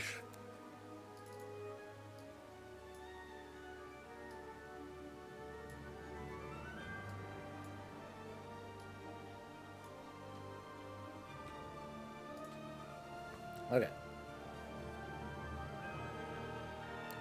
No actual discussion, just boring Mog drooling. This is the real content. What is up, everyone? This is Soul. No, let me try that again. That was... I need a new arm. I so need a new microphone arm. What's up, everyone? This is Soul with another video, and today we're going to go over the December trading post, which features clearly another Murloc costume. The one that we had was OG green with red feet. This one is purpley with blue feet. Very different. So let's see what's going on, because I think I was very disappointed about this post, and you'll see why in just a bit. Winter has arrived in the December trading post, and while things may get frosty, you'll find a variety of transmog appearances to bring you cheer. This month, cuddle up in the ensemble Purple Snugglefin Murloc Romper. We look forward to your onesie parades. Oh boy. Mind your tender. While the festive season brings a multitude of merriment and cheer, the fun doesn't end there. We'll be celebrating the 2nd anniversary of the trading post in February with an extension to the reward bar, allowing you to earn an additional 500 traders tender through a variety of activities and expand on your spending power on several selections, including previously released transmogs, mounts, pets, toys, and previous monthly rewards. So, let me read this a little bit slower. We'll be celebrating the 2nd anniversary thing in February. We're going to get an extended reward bar. So kind of like maybe what we saw before with this most previous month, where we get another 500 tender. So we get like the easy 1,000 or so. We get like the 500, or sorry, we get 500 for free. We get 500 for doing 1,000 things worth of the Traveler's Log. And then we do another 1,000 to get like another 500. Something like that. So that'd be that's cool. I'll take that. Although, what a tease though. Because are we going to get 500 this month just for free? It doesn't look like it. Visit T and Dub for the other stuff, and let's go. So, Frosty finds for December. Here's a snippet of what you can expect to see when you visit the December trading post. Make sure to visit the complete array of items on the vendors. So, spoiler alert, I don't even have a full thing of pictures to show you this time, which really pisses me off. Blizzard, y'all in the comments should just rage out right now, because I want to be able to preview like all the different items that are going to be coming, along with the costs and all that stuff. So maybe we'll be able to look at like Wowhead for like some of these hints in the future, because that's going to be coming out in a few days. But yeah, I won't be able to show you everything right now, which is a real bummer. So we have a mount though. The Reigns of the Twilight Skyprowl. I believe this one is a repeat from Valentine's time. We have some armor stuff, including the wings of the Sapphire Monarch, a recolor of some butterfly wings. I like this one. Frostwolf earmuffs. Although it's Frostwolf earmuffs and they have the Alliance thing on it. I am confident that we're going to see different colors of these. Or at least I really hope so. Because it would kind of suck if we didn't see a Horde version of it that just looked the same but red, Weapon transmog, we have, we got a present thing as a two-handed mace. That's pretty sweet. And we have a Christmas shield. Easy. Very easy. And then, yeah, this one's reward. We get the Murloc stuff. And that's it. That's all we get. So, takeaways for now at least. Cool. We're going to get, once we enter our 3rd year of the trading post, we're going to go from, 1,000 tender that we get per month to 1,500, which is very nice. And we have a small assortment of items here. Is this a save or spend month? I don't know. I'm going to buy this one, though. That's for sure. I'm going to buy this one. That's also for sure. So I'm going to say that this is probably 200. This might be 400. 600 of my tender will probably go towards these. That's cool. The wings, not too fond of the wings. I don't use two-handers. Not a big deal. But I'll be happy to work towards this. Heck yeah. My question, though, is what else is going to be shown up here? I've been saying that I would really appreciate it if we were going to see like the class ensembles and arsenals. I really want to see those, continue on for this month as well, because that was a lot of stuff that they added from last month, and not enough tender to get some what we want. This, having them also included for this month would help a little bit, but of course it kind of takes away from some of these other cool appearances that we would get from here. But I would like to see it anyway. Let me know what you guys think in a comment below. How do you feel about them giving us a very limited preview this time around? And that'll be it. Stay safe, stay healthy, and stay breezy. I'm mad about it though, man. This is dumb. That's lame. Okay, it's been like 18 minutes. Did Wildhead like put up like a speculative post as to what might be on here? No.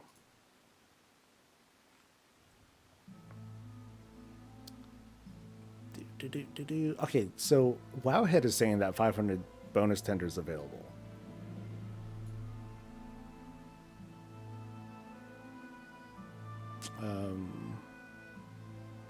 So is that they're celebrating? I gotta add this in. Or is it that they're adding? Are they celebrating early? Is that what they're doing? They're celebrating early by giving us the 500 bonus tender this week or this coming month. That could be it too. All right. Their post does have the red earmuffs. Like, is it from like Twitter? Let's see.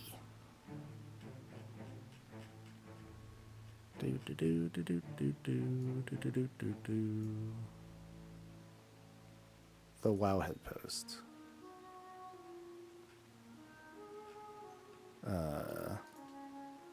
But the Wowhead post is the Blizzard post. Yeah. So, is there another Wowhead post? Let me see.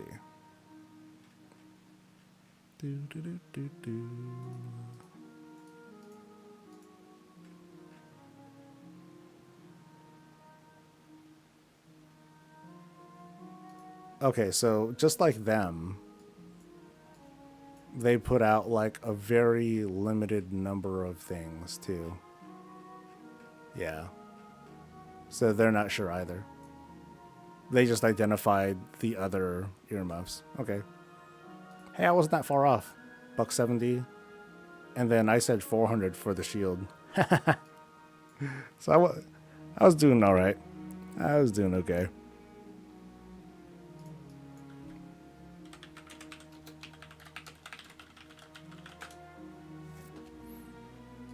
There's a picture. Yes, there is a picture. So I can post something. Yay!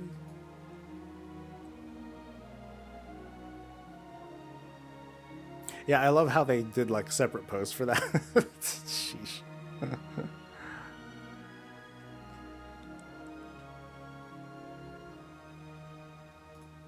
Okay, so there, yeah, so there's the red one. Cool. Yay. Still dumb though.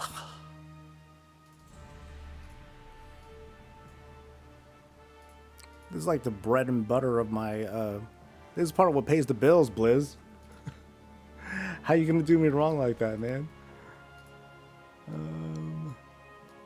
Get a job, Saul.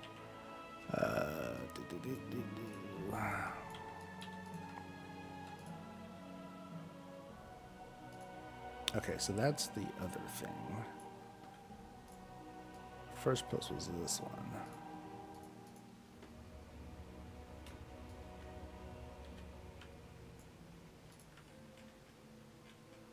Okay, that's better. I'm like, 14-second post, what? What did I do?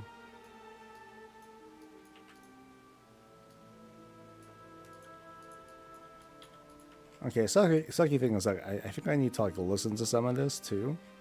Because I need to add in that edit that I put in. And I need to put in the picture of them earmuffs too. I'll still get this out faster than last month's because I had to link all the pictures and all that stuff, but very irritating, man. Very irritating.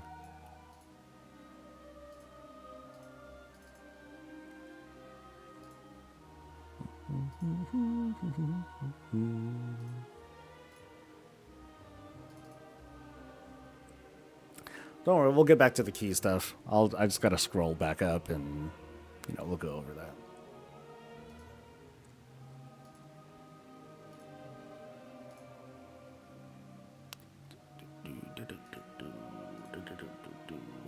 Okay.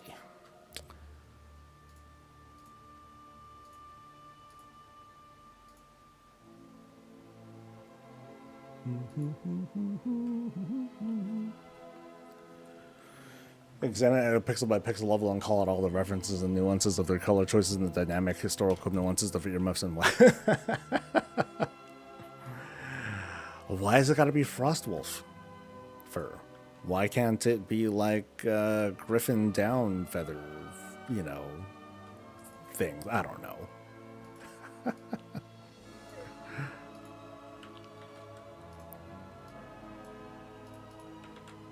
Okay, let me double check, make sure you guys can't hear this. It's obnoxious. Good. Okay.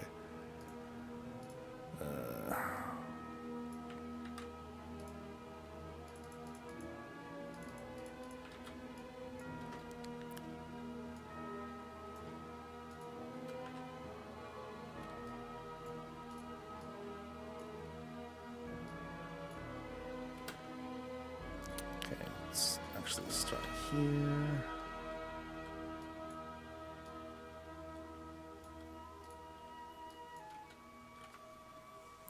Why does that every mouse with the alliance will have the name Frostwolf? It isn't that cultural appropriation.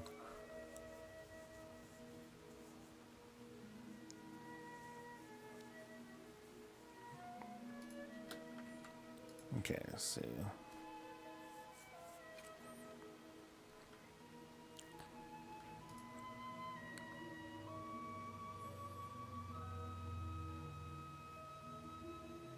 It's a 5-minute video. Damn.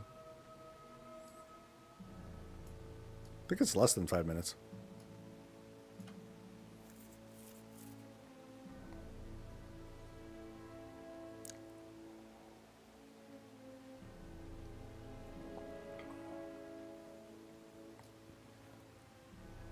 It doesn't seem like it's an extra 500 this month, but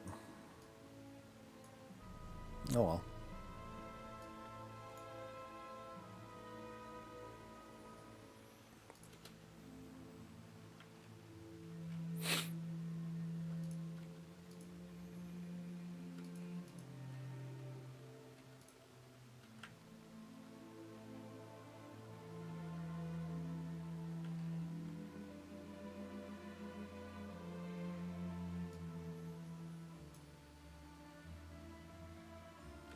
Okay, cool.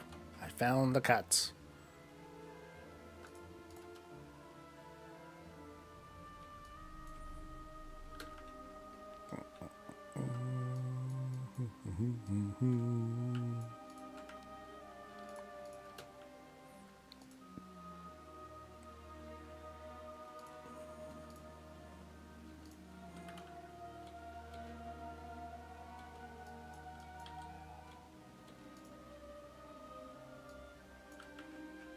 Okay, so now I just need earmuff picture. Thanks, Wowhead. You guys are doll faces. Okay, so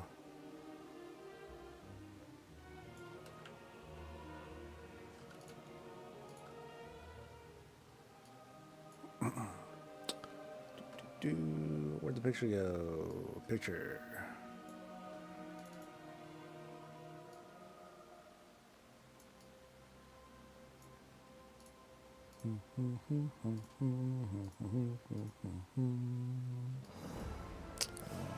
Texts.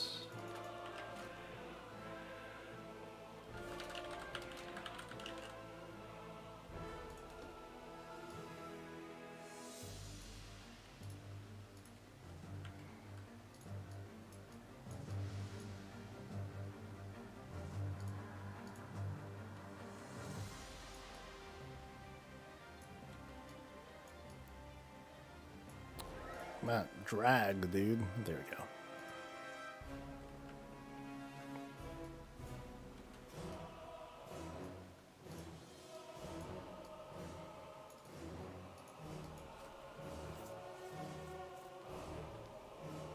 Cool. Got that one in.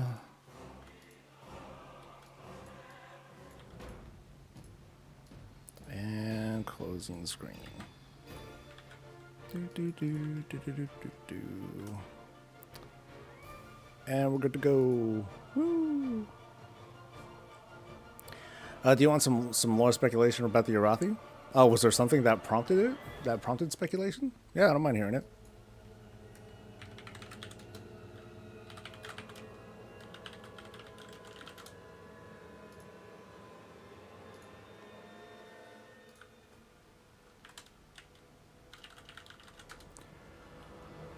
Bum, bum, ba-dum, bum, bum, bum.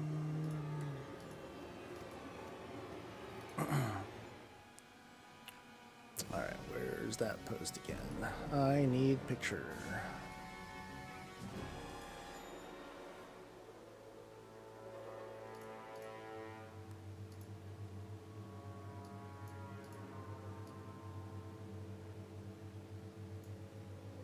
I'm like so bent that they limited the preview, man. It's gonna take me a while to get over that. I'm like, yo, man.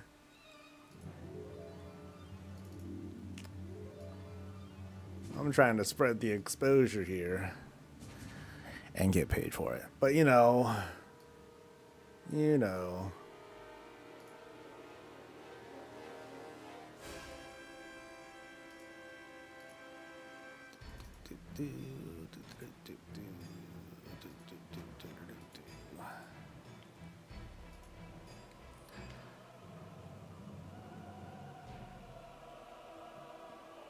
That's it. Do a 10-minute video on each wriggled item.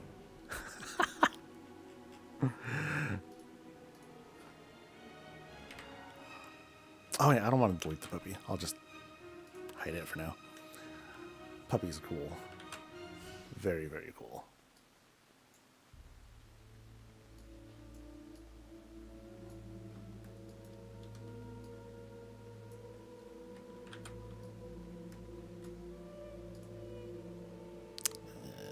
Boop.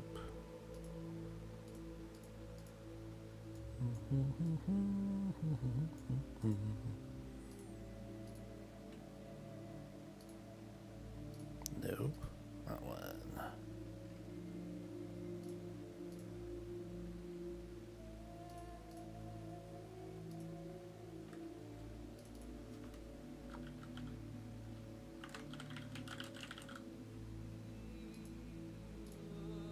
Oh shit.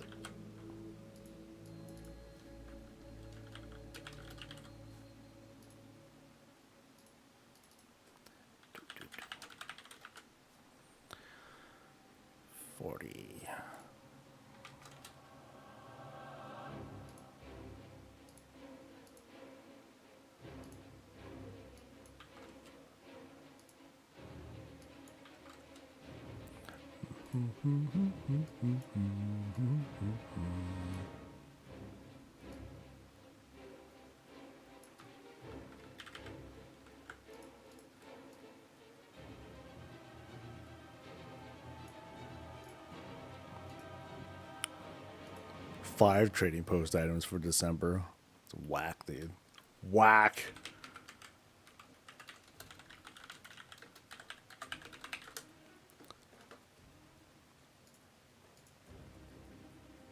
Watch. 5 minutes after I put this up, they'll have a fuller preview. Like, you dare! You dare!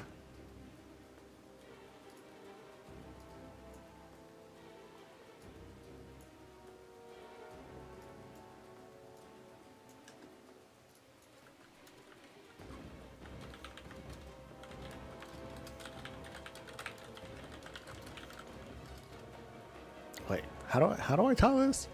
Trading. December trading post.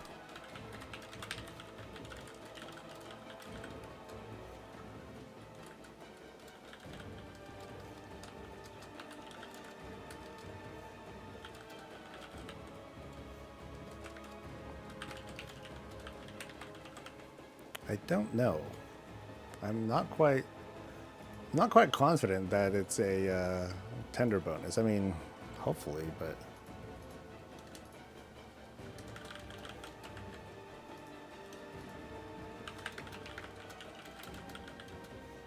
that's a small.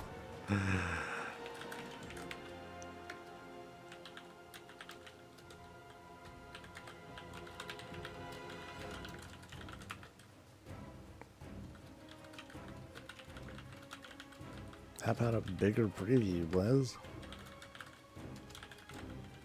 Please. Sorry that it's a very limited preview.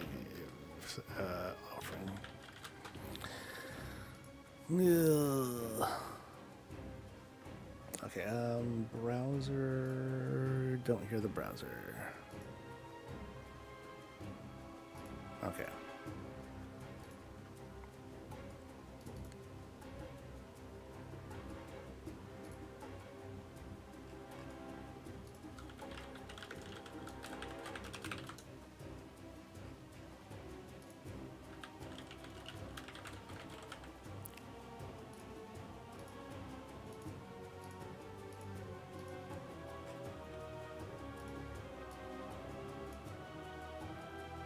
Pretty sure I didn't cuss.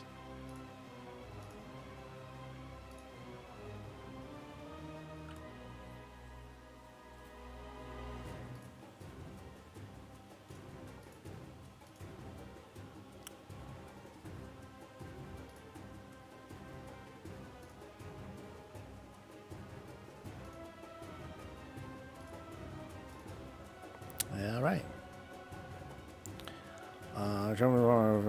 December, right? December. Well, apologies. So here's the full. Surprise! All right. Usual drill. If y'all can help me out, click it, like it, watch the whole thing through. Let another video play afterwards. Much, much, much appreciated. And we're good. Okay. So, where was I? Oh, first, the Arathi thing. The Arathi will be a parody reimagining of D&D stuff. The Arathi Emperor will be like God Queen Vlaakith. I'm not familiar with Warhammer stuff. I'm sorry with D&D stuff. So that kind of sails over my head. I'm sorry to say. Okay, so now I can look at the stuff. I think I skipped a lot of stuff. Shit.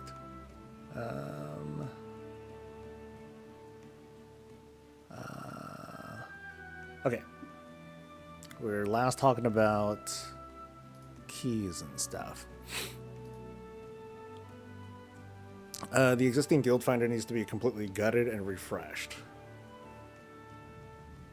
I kind of agree. I just don't know where to start though, because I want to see the group finder be kind of like built into communities, so that way people can just make their own small Mythic Plus community where they invite people in. But then, like I think the easiest way to go about it would be like, hell, you can kind of do it now if you really tried for it. To have a very strictly curated list or curated community where you just say, hey, you know, Mythic Plus friendly people, you know, everyone can join, but as soon as you're like reported, you get kicked out. And then people just use that as like kind of their like pre-filtered list of people that do keys. But communities just need like much better tools and all that stuff too. But then you would just do your group finding inside that community instead of like the Wild West, which is group finder. That's kind of like the direction that I would like to see them go. Quest and world content just needs to be more similar to dungeon content. Prepare players on their journey so they expect some of these mechanics. Leveling is too frictionless most of the time. I don't know, Faz. Like I see what you're saying, that like questing feels too easy, and part of it comes from having very powerful toolkits that let us like very easily get, like the thing with delves.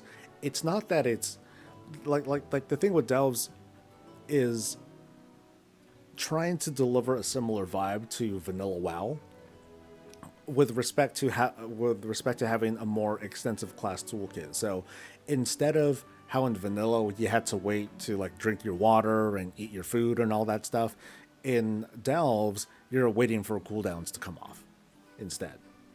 In vanilla you didn't do that because your cooldowns were like 5 minutes, an hour, something crazy like that. Not so much these days. So that's the kind of shift that happened. But I'm not quite sure if making outdoor content harder is the way to do it because, well, delves are considered outdoor content. But then that has a different approach to it altogether. I would say that follower dungeons do a decent job of showing you the dungeon before showing you the dungeon with people. But that's why follower dungeons are only applicable to the normal level, because they want to introduce you into people early. So if anything, if you want to be prepared for dungeon content, look at, I'm not saying that it's perfect now, but I'm saying look at heroics and look at mythic zeros for if you want to make it a more learnable experience. But then I remember hearing complaints in War Within that heroic dungeons are too hard.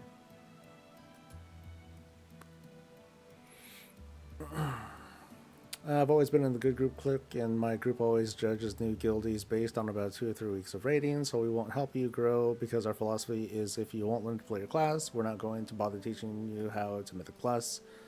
Sucks to suck. People have their own methods on how to do it. And as long as that doesn't turn into like inter-guild drama, then I'm cool with that. If it does, I have encountered not exactly Mythic Plus stuff, but I've had encountered elitist drama before, and the solution to that is to just let those elitists go. And they left, and we're fine. So, don't let this go to your head, but you're a good tank. I have never had a complaint. Aw, he complimented you, Oinky. Nice. Nixion's proposed model for getting player housing furniture is a good method. Find a piece of furniture in a zone as interactable. Loot it, learn how to craft it, keep the one to place in home. So just find it? Or find the recipe? Like there are lots of different visions that people have. Like the vision that I have for player housing for the most part is either you have a secondary profession or you have like an NPC that just knows how to build everything, and then you just give parts to this NPC or to yourself, whatever, and then you learn how to make a rug, a mantle, a fireplace, and all that stuff. And that's it. Let's say I do some mythic rating already, but the point being it's hard to have people learn from the lower difficulties and work their way up. Sometimes it actually teaches you bad habits instead, like ignoring important mechanics because they're not actually scary at that level.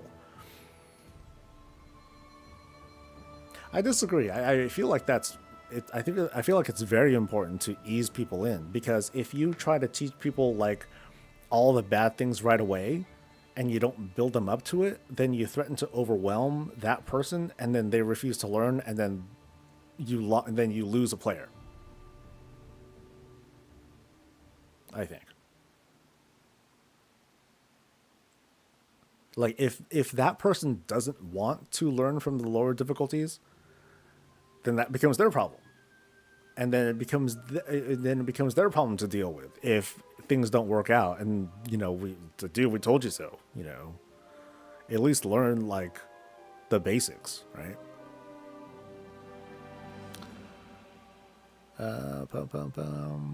Mog is the true end game. Very true.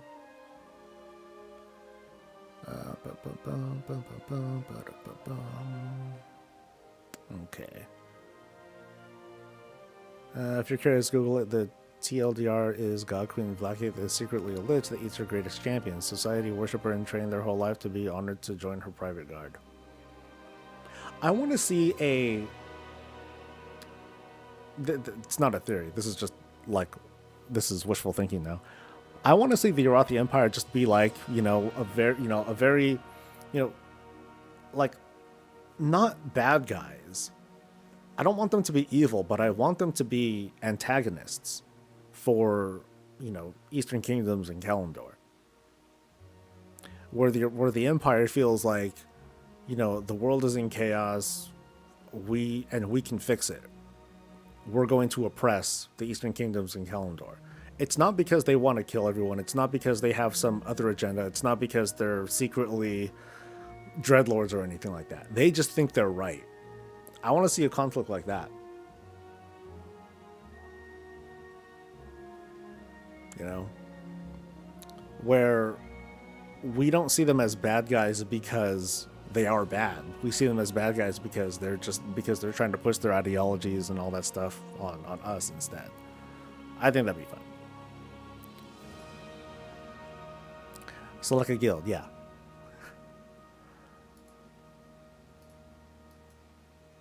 Like people are looking at the whole Mythic Plus thing like it's a like it's a you got to fix game mechanics to make Mythic Plus work.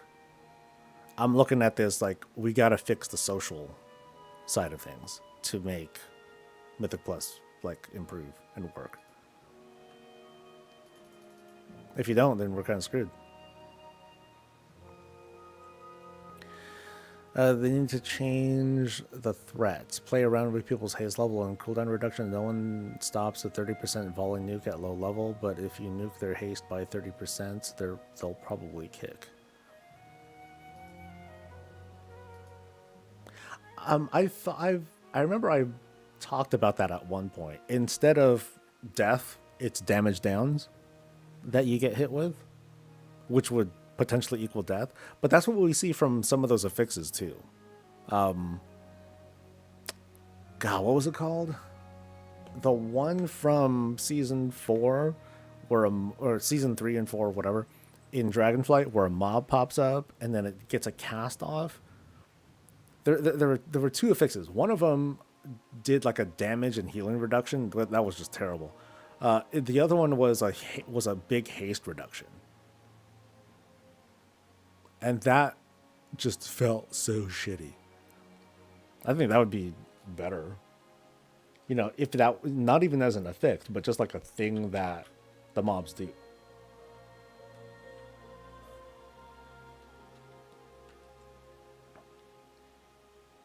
So I think that could be like a big fundamental approach that they rethink.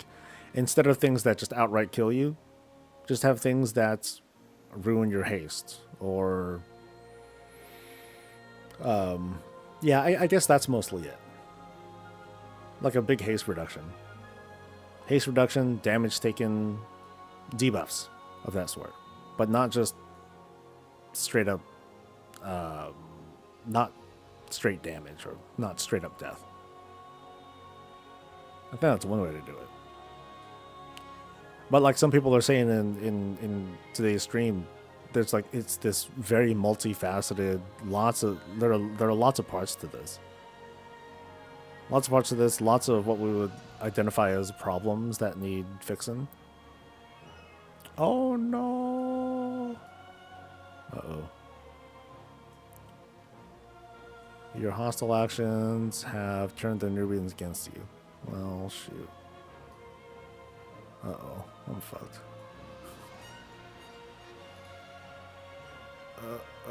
Oh no.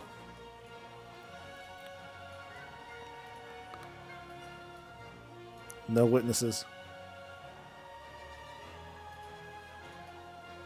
Okay, I'm not really hiding, but I am. 25 seconds? Okay, I can hide for 25 seconds.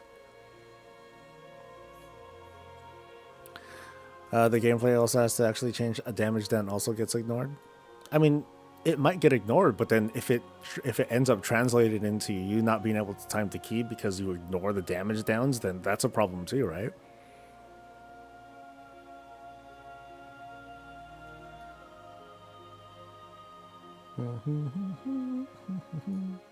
You know, it's like if there's a mob that's going to do a nuke and you can't do anything about it, you can't stop it or whatever. Like, so like for example, let's say there's a pack, and at low health, the big mob in that pack does a fuck you ability, fucks everyone up. You know. Meanwhile, there are other abilities that mobs are doing, and they cause a damage down. So it would be important to avoid the damage down, however you do it, because otherwise you won't be able to do enough damage to take care of that big boss, or that big mob nuke, and that might end up killing you. So it's an indirect death, right? Instead of just direct damage. Oh shit! Oh no, you're fine. We're almost there though. We're not very far. This wasn't too long of a walk.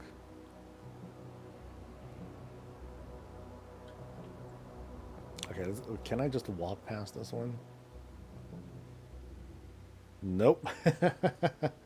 No, you can't. But I will leash these. So this turns out to not be very punishing at all, because I could just get away here, go this far, and I'll probably leash if I'm like right here. Yeah, see? And now we're fine. And now I just gotta get past those two, and then I'm good to go. So they want to make decisions going forward or get revenge on our side of the planet. This requires them to try and kill us for a time. No. Maybe not. It could be other things. It could be them sending emissaries over. Hey, what's up? We're from the Empire. We heard that you guys you ravaged your world, and or this place got all trashed because of this threat and that threat and this other threat and whatever threat. Hey, we went through some shit too. Let me help you out. Let's send some ships. Let's send supplies. Let's send some folks over to help out. Lend assistance, lend aid, and in the meantime, we'll learn about each other. We'll teach you our culture. We'll indoctrinate you. It's straight up like it's like Christian missionaries and stuff. You know, if you look back on history, you know, you had that sort of stuff happen, and then you slowly converted people from the inside out, and not necessarily turning them into evil. You're not turning them into Twilight cultists. You just make them loyal to like what the Arathi believe in. It might be too subtle for a video game though, but it's a cool idea to entertain at least.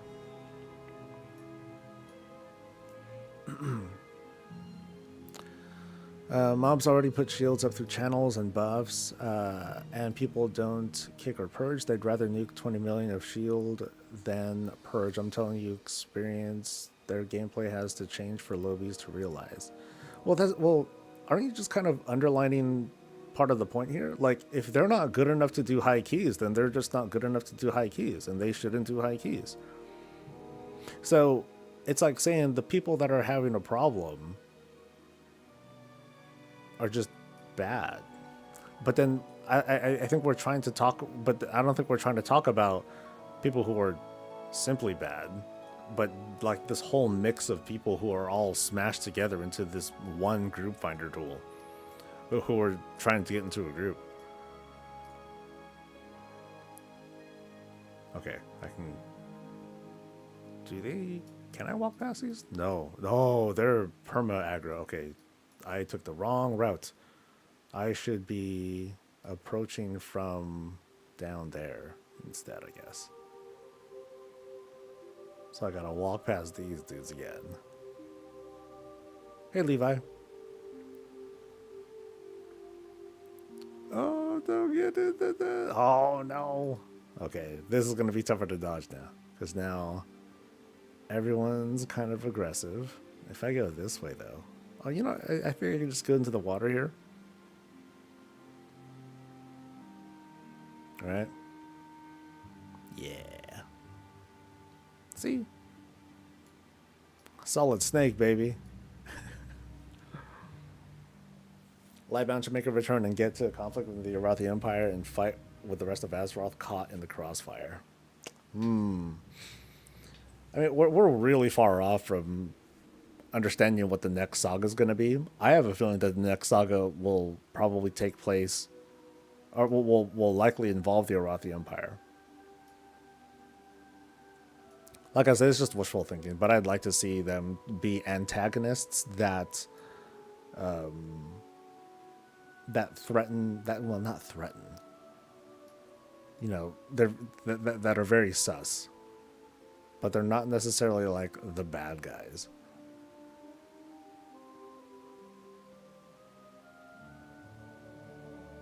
Okay, what's that dude? That dude is just... Oh, it's a rare.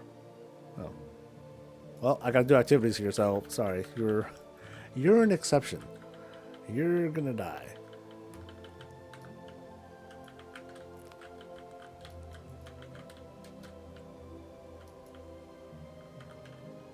Damage down through disarm is the proper way to do this. I mean, whatever, yeah, whatever works. I'm not quite sure I understand the distinction though.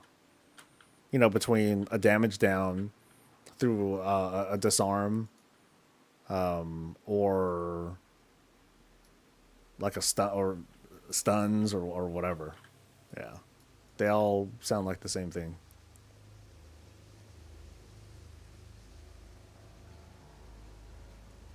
You know, things that people need to handle or they need to avoid. Because the problem you're describing, Oinky, is people aren't doing mechanics, or they're ignoring mechanics, hoping that the tanker healer or someone, hoping that someone else will take care of it, when it really should be like, you know, people should be on top of their personal responsibility.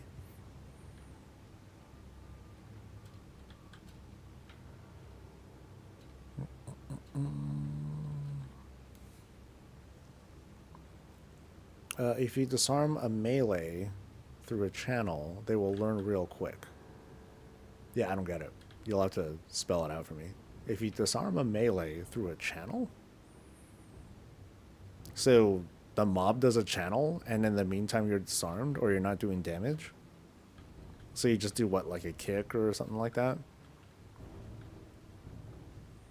But then that spends a kick, you know? What if it was like a wavy thing on the ground, or a cone thing, or a swirly, something like that? Because I don't think you should have just one thing that translates to it, because there goes a kick, and then that, you know, that could be done for like something else.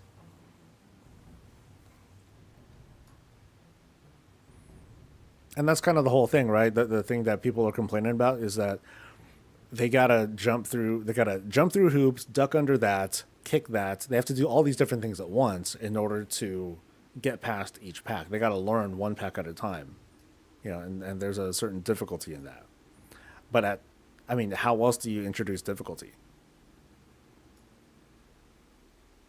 Then they have a mechanic where your weapon got tossed and you had to go fetch it. I forgot what that was. Was that a boss? Yeah, I don't remember too well.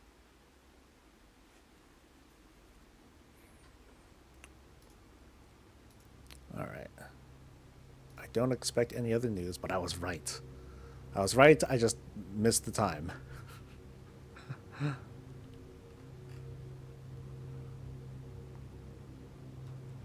Same thing if you get hit by a cone, you're 30% hazed for, I don't know, like 20 seconds or so. Yeah.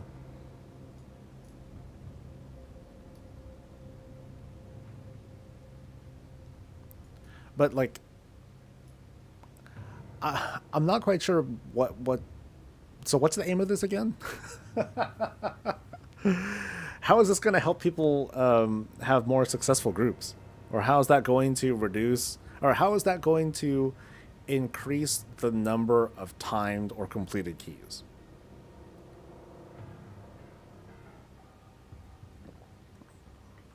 Because isn't that the goal? Oh, sorry, isn't that the goal? I'm trying to frame this as a positive. You know, how do we increase the number of completed keys?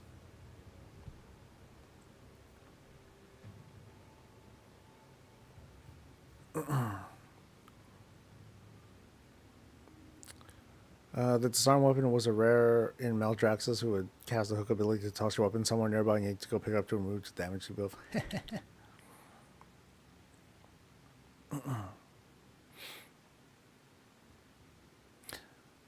I'm saying that it doesn't work. It's a design flaw. Well, I'm not saying. Yeah, what, dude? I'm not talking about mastery or crit. I'm saying damage.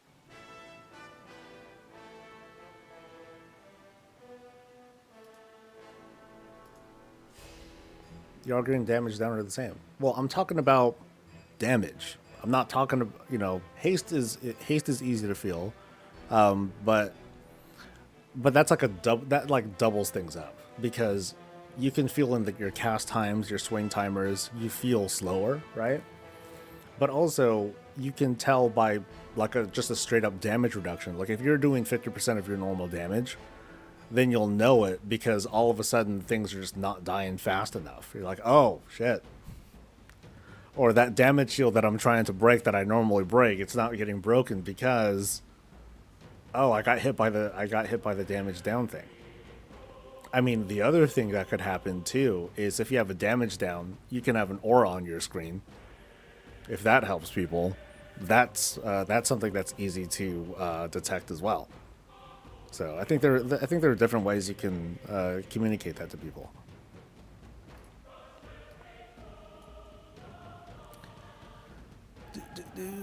Like there was demo shots back in Dragonflight where even though it was a 50% damage down. I mean, if you time the keys, then cool, then you overcame it.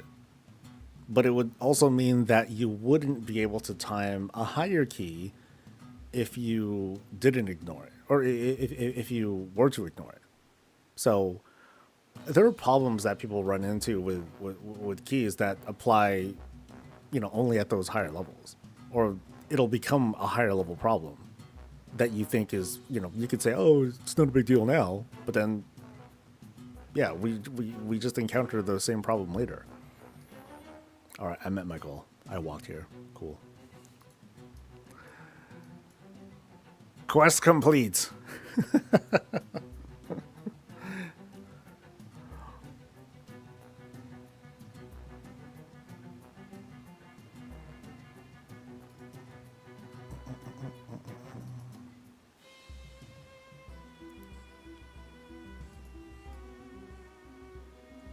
But yeah, back to it though. Like, how do you get people to not be all shitty in keys? How do you get people to treat each other better? Like the damage down thing, like that's like one tiny thing. I think the group finder thing like would help though. But there's a big but there. You got to get people to want to use the community tools again. And I'm afraid that it might be too late for that. Like there might be like, if someone put in a tremendous effort into it, I think they'd be able to pull it off. But they gotta want to do. But people gotta want to do it.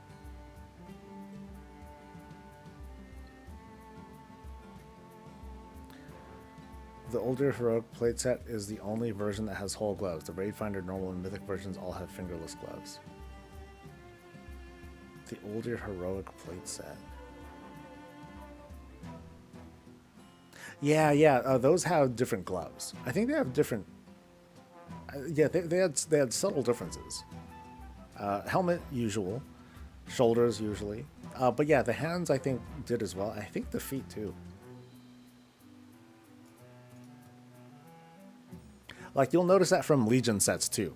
I believe the Legion warrior feet. They were like those big honking looking. They look like anime Mega Man kind of like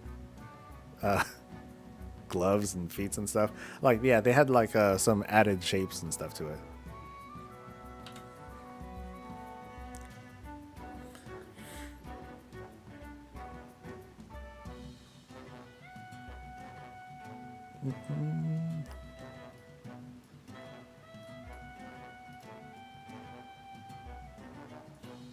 Yeah, I'm just not quite seeing how what damage downs are doing.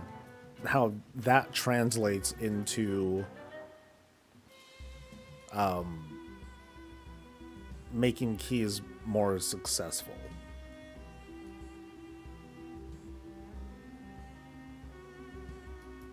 And we're back to walking.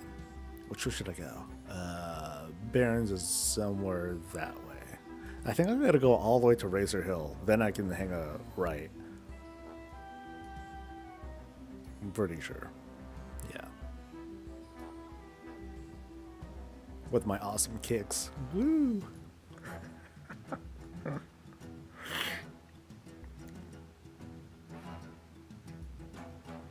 Yeah, like, let's see. You're fighting me regarding the penalty the penalty has to be something that changes gameplay.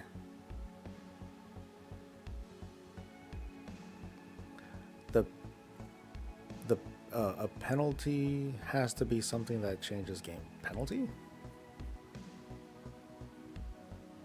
Yeah, you totally lost me, dude. Sorry.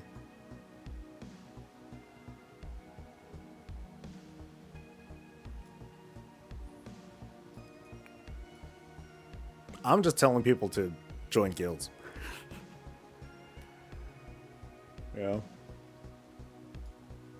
That's like that's been one of my forever agendas. It really sucks that the community tool didn't work out, because I was a big fan of that when they first talked about it, and I wanted it to be like this really cool thing that people jumped into. But I think that just kind of came a bit too late, because we started to get things like Discords and whatnot, and people started to use those, and those are fine. But I think if they invested more time into making better in-game social tools to help people connect, we'd be better off. Forgot farming Renown is not like it was at the start of Shadowlands. No, it's easier, but it's also like not very consequential either. It's not a huge rush. Hell, you tend to get a lot of renown automatically. Like, just doing delves, that tends to get you a lot of renown. The upcoming patch content, that's gonna score a lot of renown too.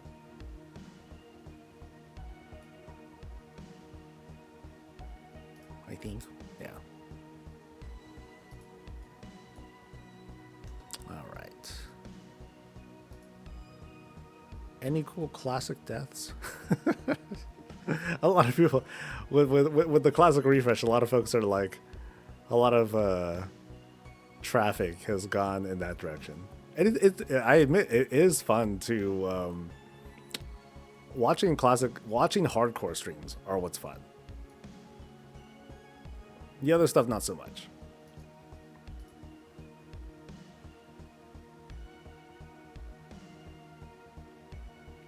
Transmog should be reworked further now, allowing players to wear multiple head slots. We can easily wear hats, glasses, and bandanas IRL. Why not do the same thing for WoW? Because WoW's a video game.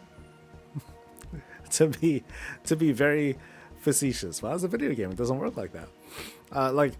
Remember, transmog is a magical thing that happens that makes our actual gear, the helmet that we're wearing, visibly look like something else. That I think that's how it's sort of described in game. I'm totally going the wrong way. I'm like lost in. Wait, really? There's no easy path to get to the other side now? I thought there was just a road. Apparently they abandoned. Okay, there's the closest thing to a road. I'll just go in that direction. Cool. Giving examples of damage down penalty doesn't teach people, and you're just like, they suck. Is that how we got there? How to teach people how to... That's right. That's how we got to that part of the conversation. How do we teach people the good and bad stuff? I was saying that damage downs work. You're saying damage downs work if you do it in a certain way. And I'm like, okay. And I tried to clarify that I'm not talking about very specific things like, oh, it's got to be haste, it's got to be haste as opposed to crit and mastery or whatnot. Like, as long as they feel it. So it's a very high level look that I'm trying to point out. That's all. So no, we're on the same page. I just don't care about the specifics because I don't know how exactly that's gonna go.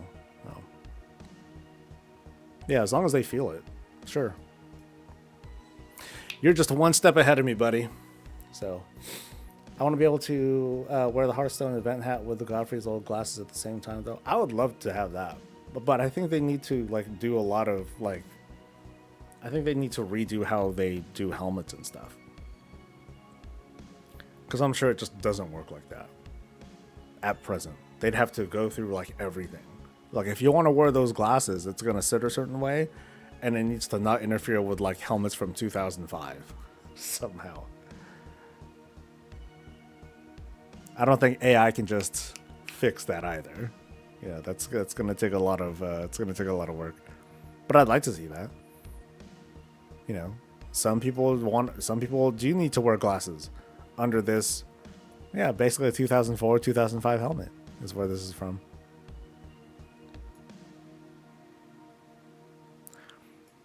Got a full 5-person team for Classic this time around. 2 of my buddies and my friend both got our wives playing, so Classic is going to be a much better experience for me this time around. Nice. How far do you plan on going? Just as far as you can? Because I admit, like, you know, seeing some of the hype for Classic, cool. But, like, when I was, like, seeing people talk about it, I'm like, I'm not even remotely interested in like checking it out. Like someone did a channel point thing to roll Paladin. Hell, maybe I should have done that for this stream, because otherwise I'm not really doing anything right now.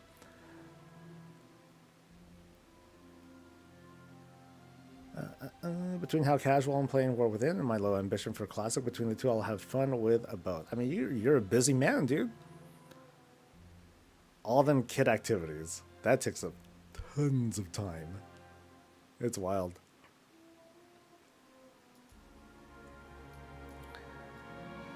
I need to borrow the armor system used in Bethesda's Fallout games, with head slot armor pieces identified based on how much of the head items covered in 3 sections: mouth, eyes, and hat.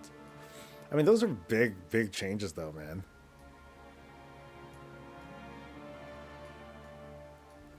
Like, go to Wowhead, type up helmet, do a search, and that's a lot of work to do. Not to say that they can't do it or shouldn't do it, but yeah, it's gonna be a lot of work. Haste and cooldown reduction is what I think would really teach people, like a warrior that can't cleave, warrior in a big trash pack and has a 20-second cooldown on their ability will rage. What we'll learn.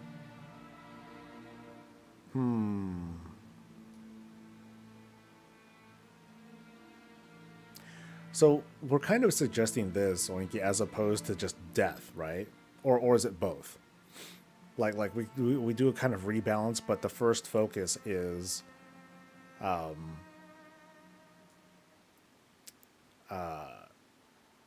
avoid the damage reduction, so that way you don't die.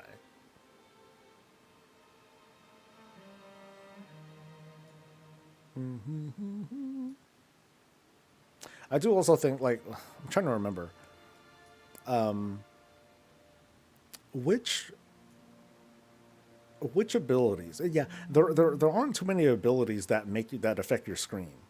I think they should do that more too. Some people will ignore that for sure, but I think that would just help communicate it too.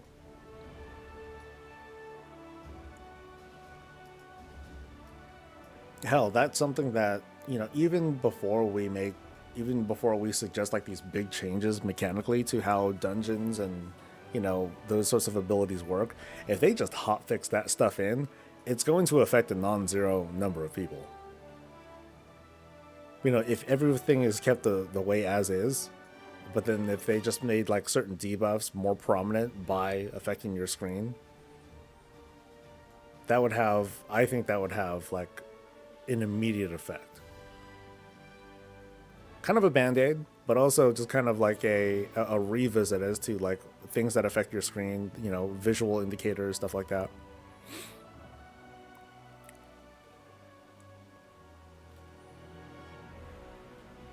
Oh, you know what'd be really fucked up is if it shrunk your character temporarily.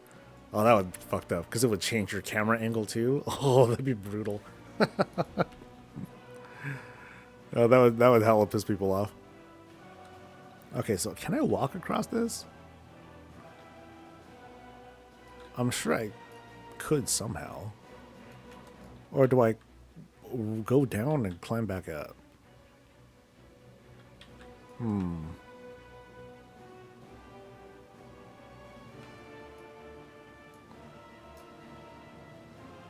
Oh, do I just have to wait until I go all the way across here and then I can cross the river? I guess I just cross the river. That's a cheap way to do it.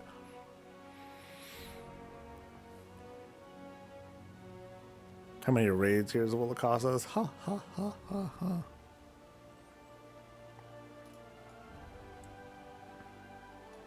Watch, this time next year.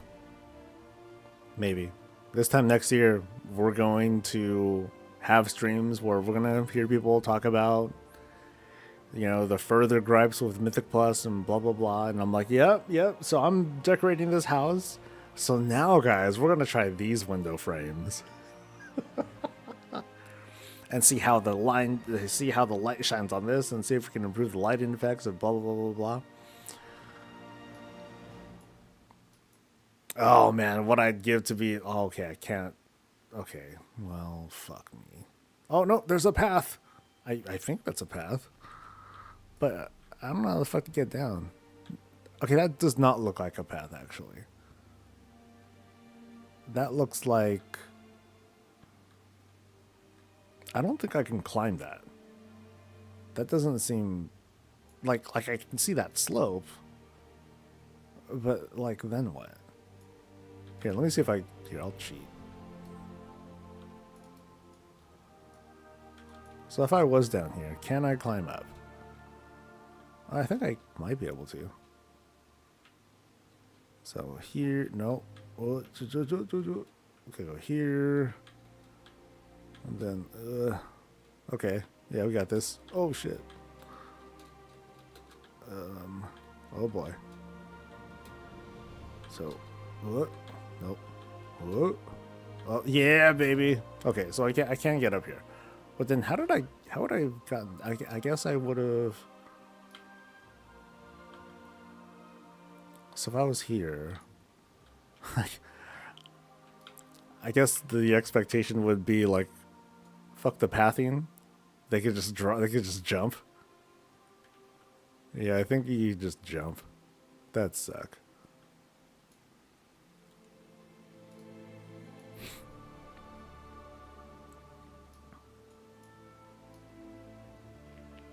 Why not just disconnect them if they fail to do a mechanic? Does that count as a leave?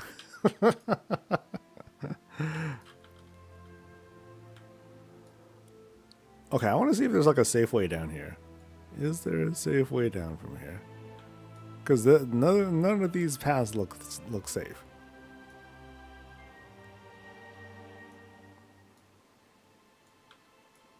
Someday we're gonna have a world revamp, and they're gonna make a bridge across these, or maybe the fire will the magma will cool down. Finally, something like that. Yeah, I'm not seeing a safe way across.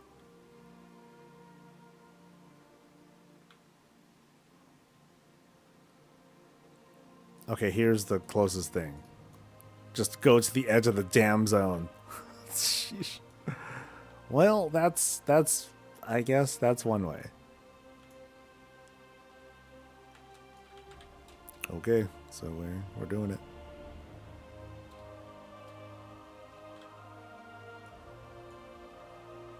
Oh, so wait, so there's a bigger preview now?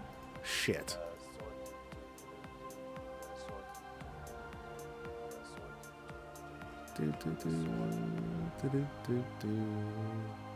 Okay, I don't see anything.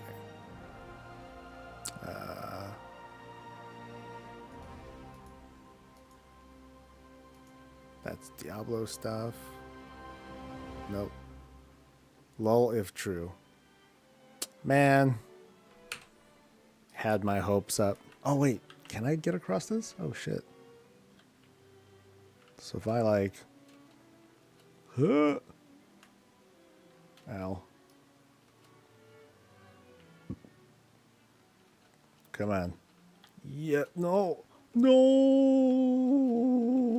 Come on. Come on, man. I believe. Move them little ass legs. Shit.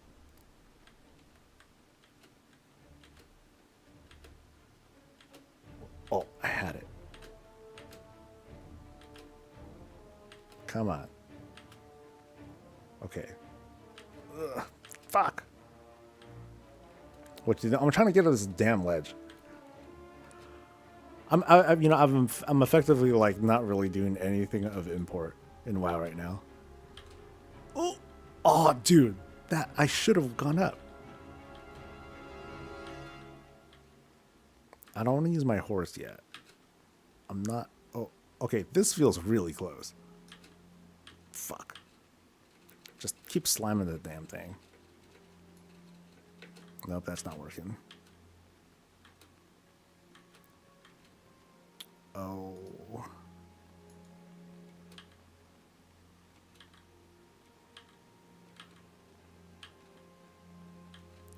Need longer toenails. Oh, the struggle.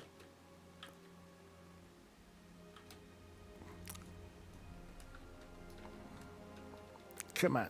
Come on, bitch. Come on, I believe. Okay, maybe I... can I take this a different way? Oh, that does not seem climbable. Okay, so I climbed up this.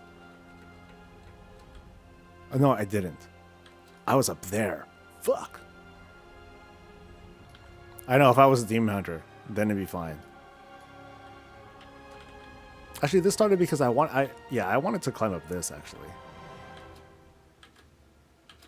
Oh, shit. Okay, can I climb up that? If I can climb up this, then that solves the problem.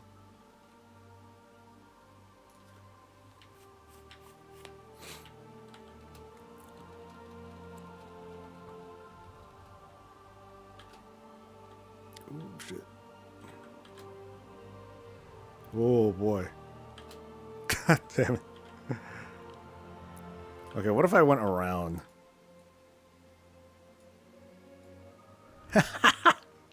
You dumb asshole. There was a way around. I'll just walk across.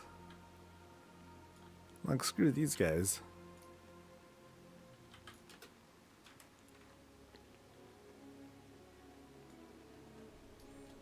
Okay, yeah, so that doesn't. That'll do it. For the horde. Oh, I can't even attack him. What? There we go. Sheesh. I don't think I've ever seen this before. Where am I? I am at, okay, I'm at Southern Barrens. Yeah, this is I've never seen this before.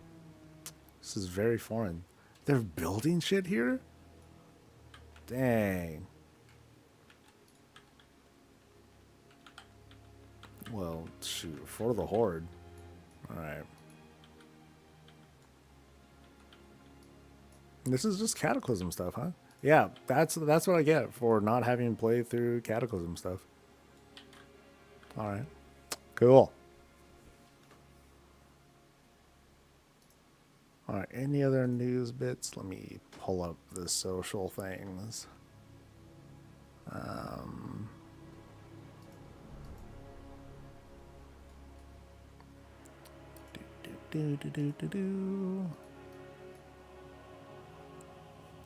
Them building there with supplies that came through thermal is why it was a bomb. Okay.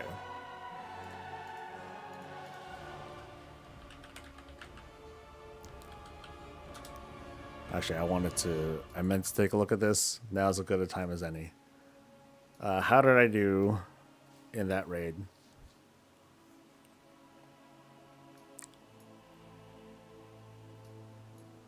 So, boop.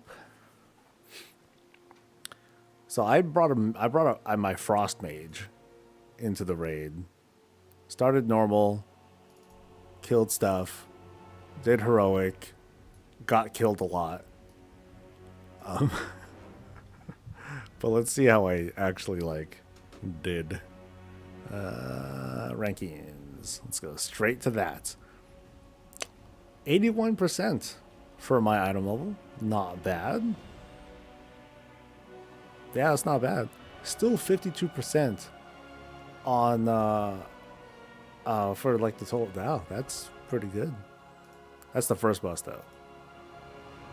Second boss, 88%. Not bad. Third boss, loading data. Third boss, 77%. Oh, yeah, I think I fucked up there too. Some of these on normal, I think I died on. Or I didn't last very long. 83%. Yeah, I'm doing all right.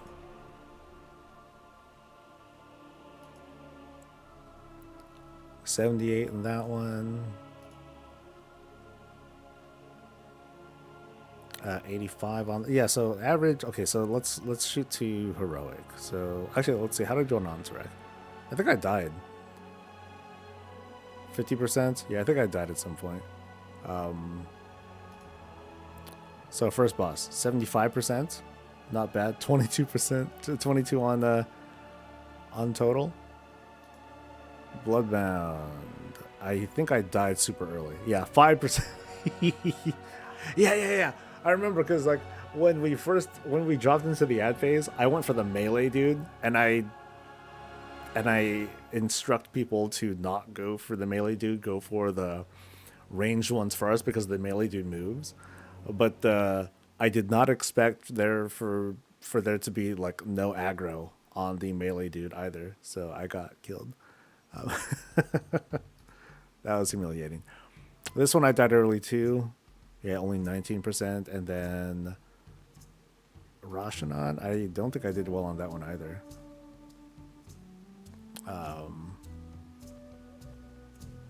Oh no, we didn't even kill it. I had to end up tanking. Yeah. So this is how I do as a tank. 32% total, 18% for my item level, but then I heal though. So my healing is 99. 17th out of 27,000 people. Fuck yeah. So good.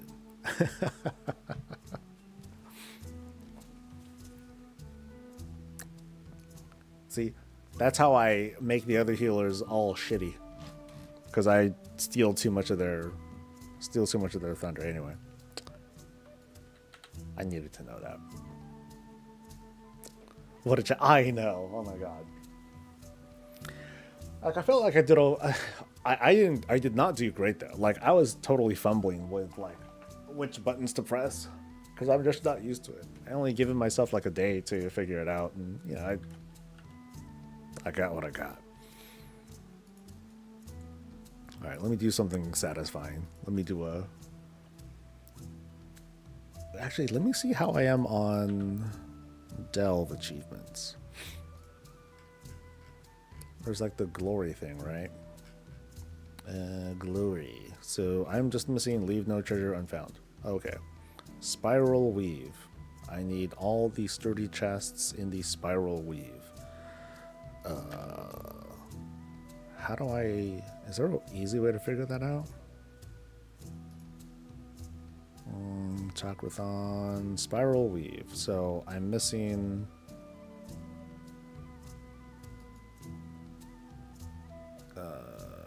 and I can't see which one it is. Look, I'd know anyway. Let's just go there.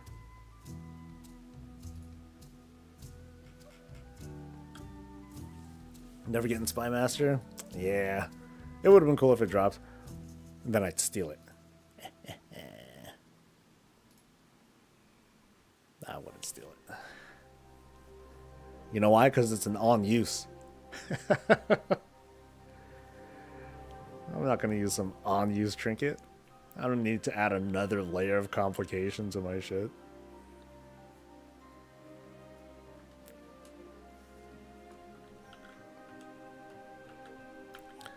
All the way across. All right.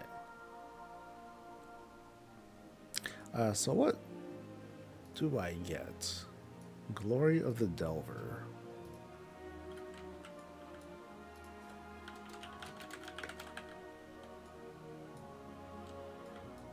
Ivory Goliathus. That is a hideous. Does that fly? That's kind of cool, though. Yeah.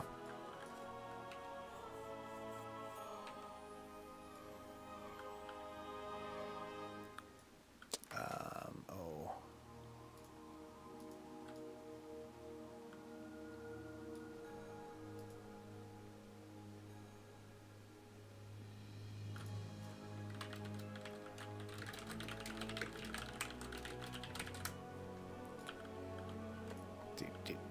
Do. Yes, it flies and it's horrific.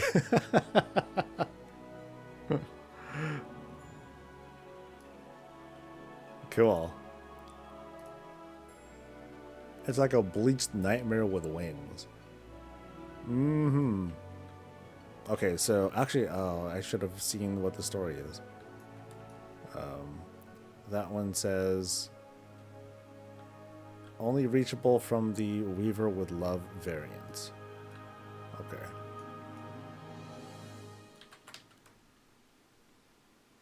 I should leave and read what the thing says.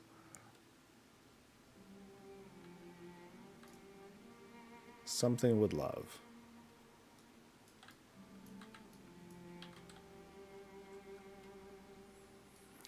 Midnight better give us a full world revamp along with the Midnight Story mode where flight paths are disabled and instead we have to use Gilnean stagecoaches to quickly travel the lands. Yeah, that'll work out great. Tortured hostages, so nothing here. Okay, so not that one. Give me another achievement.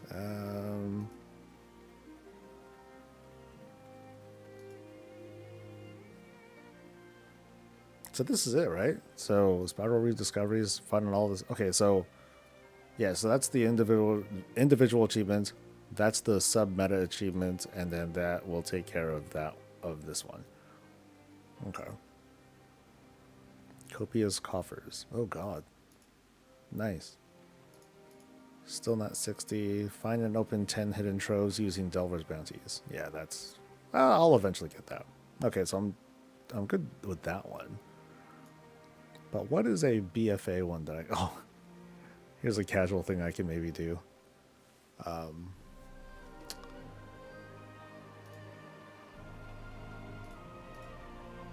Where's that squirrels one? The BFA squirrels. I don't think I've done any of these before. Okay, I've done one for Dragon Isles. But I've never done any others. Ever. So I would want to do this one. So I would need to find all these critters and love them. Oh, it's not even all squirrels. Okay.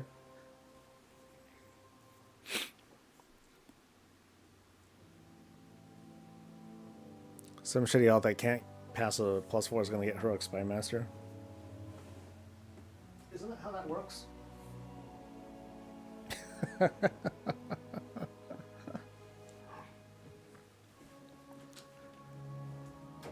Any of them. Yeah. Okay. So let's take a look.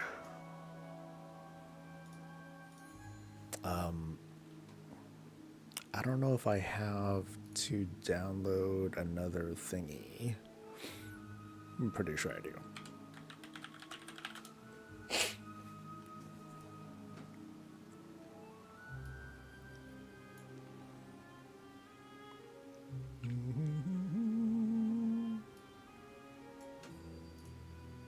Oh shit, I hit the update button. Damn it.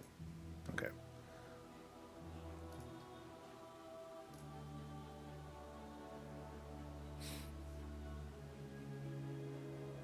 Elon Musk says he's starting an AI game studio to make games great again. I feel dumber having read that out loud.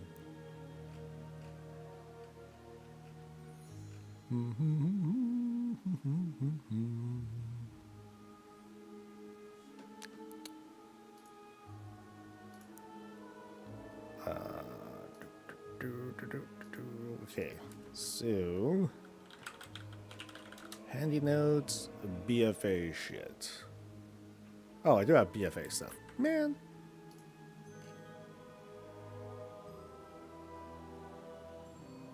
Handy notes, BFA, okay.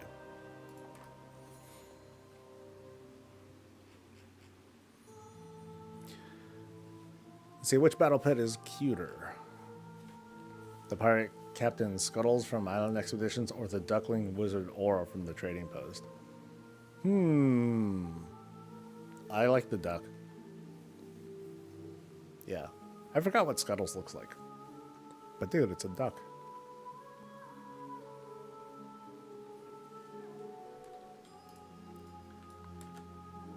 Alright, BFA. BFA. I gotta go there. Cool. Let's go.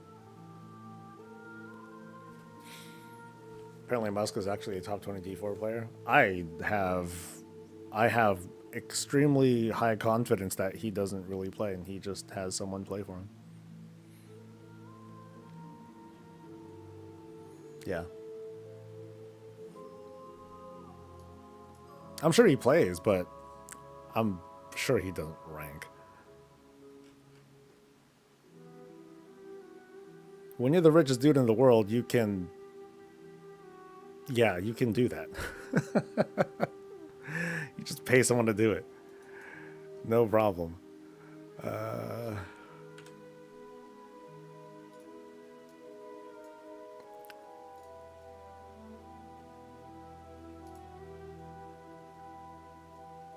right, so where is... Yeah. Here we go. So where is all the squirrels?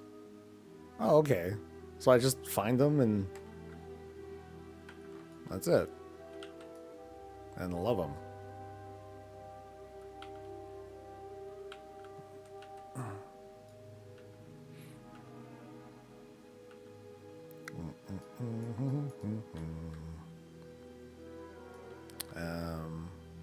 Is it you? Did that count?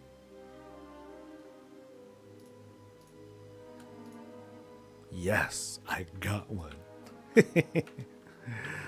All right, here we go.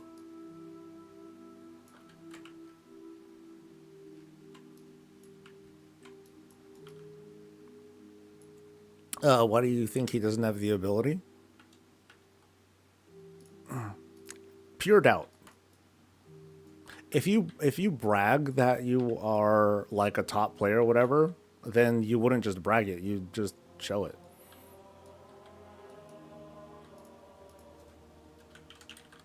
So, I mean, I'm not even gonna give that this much attention at all. I just don't believe it. And, you know, if he shows it off on a stream and I hear an article about it, I'll be like, all right, cool. And then I'm gonna move on from that too. So. Oh, that wasn't even the right thing.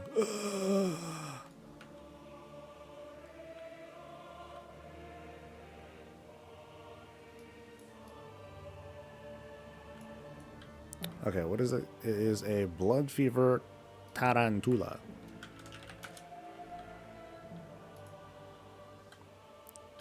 These are odd achievements. Odd because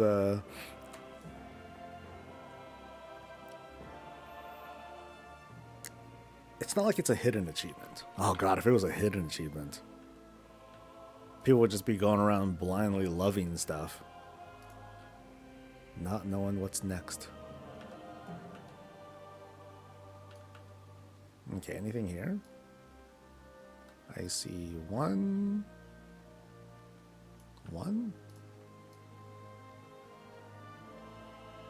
That is all I see.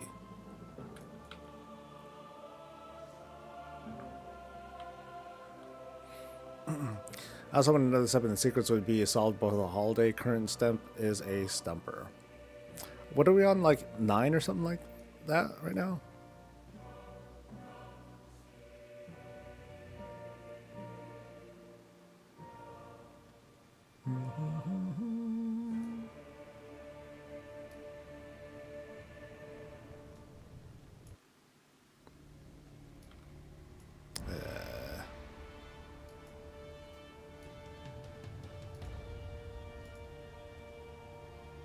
That one. Cool. So are there really no other ones here?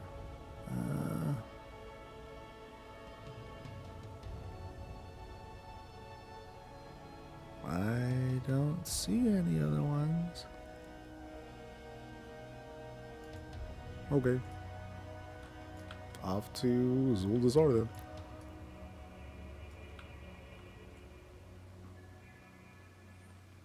So remember that drunk friend I had? He got laid off. Apparently it was shocking to him.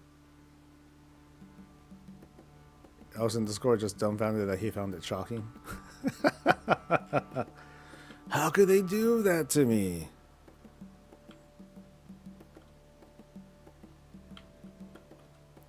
That's what you get. Alright.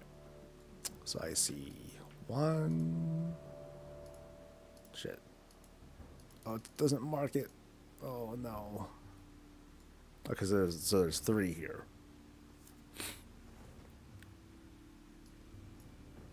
Oh yeah, the alpaca mount. Let me get these, and then I'll finish off the. Then I'll finish off this. I'll do the squirrel thing, go for the world boss, and then I'm gonna eat food in front of you. Small amount of food.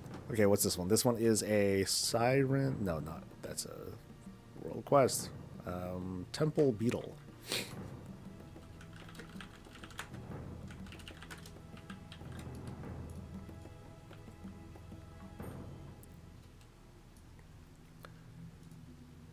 Next we have a crested Gekota. Gekota.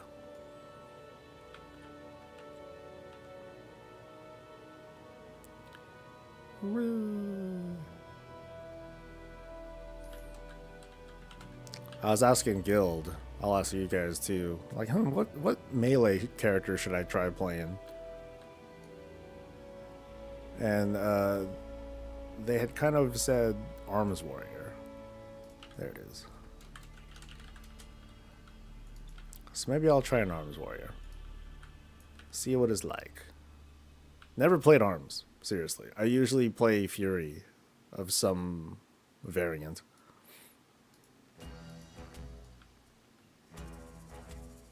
I think I found Mortal Strike to be something of like a turn-off or something. But I think during downtime, I'll give it a shot.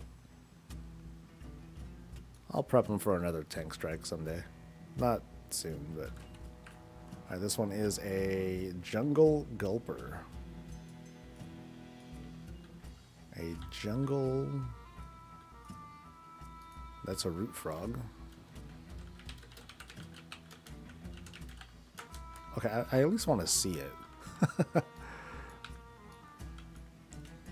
Oh, okay. Baby frog thing. Got it.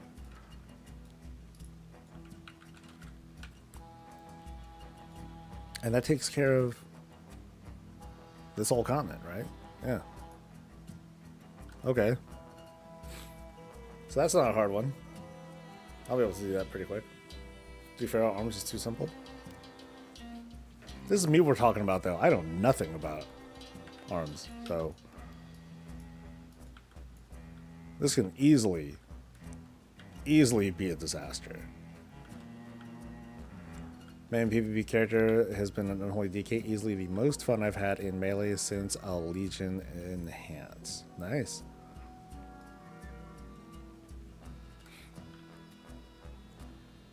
It's because you get to summon little mobs and shit. That's what that's something that I always found cool about Death Knights. Like all the short summons and stuff. You know, they get those undead skellies and stuff. Warlocks at range, they have all the imps and demons and all their other little weird friends. It is cool. You're one of the most best WoW influencers because of your chill and positive messages. I see you as a positive role model to the community. You have a good holiday too, dude. I'm gonna have a few bites.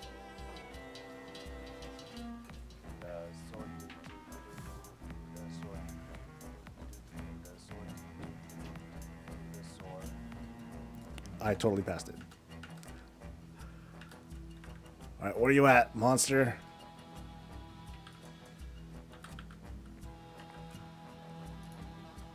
Corpse. Got it. Okay, well. Then I'll wait. Damn. What's up, Forgotten One? And what's up to Neo Wanderer? DKs now have an imp? Oh, do they?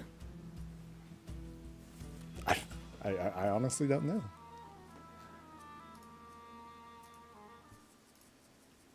Alright, I gotta pull something up now.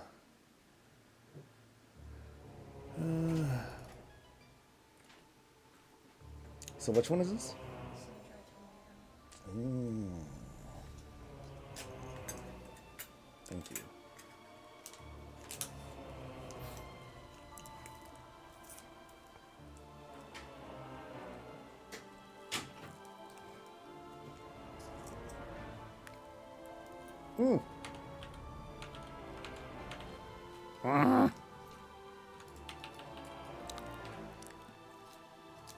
That would have been humiliating. He respawned pretty quick. Any mounts? No mounts. Bummer. Oh well. I give it that one shot, and that's it. That was my first attempt in probably 2 or 3 years, so it would have been very cool if I got it on that shot, but oh well.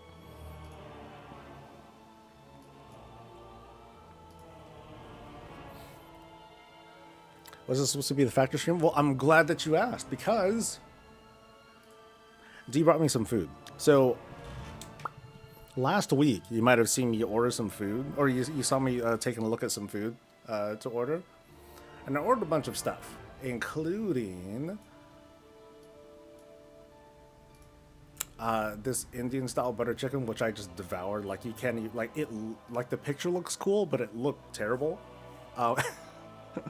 I had quickly mixed it up, and it was like kind of shaken around in the shipping, so it didn't look that great. What I'm gonna show right now is a sun-dried tomato chicken, which is, you know, like the little picture like that, it looks plated okay, but not even a butt. But of course, these come in like little takeout containers. So here's what it looks like, right? So it's something that you heat up. It takes about 2 minutes to heat up. In like the pre-packaged stuff. But the butter chicken, that turned out hella good. For $6, it's not bad. Not bad at all. Now, it's $6 because it's on the promo. Right now you get 50% off of your first box if you make a new account. Free shipping as well. So the price depends on your area, but for me, getting a box of 8 meals, it was $52, which is, you know, you do the math, it's not bad for like what's basically like takeout food. And then let's see how it tastes. Now, this is the sun-dried tomato one.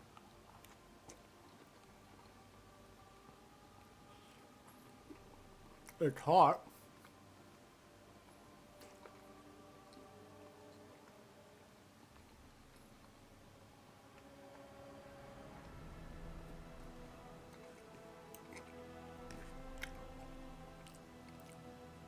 Aside from it being heat up a bit much, they're like pretty good.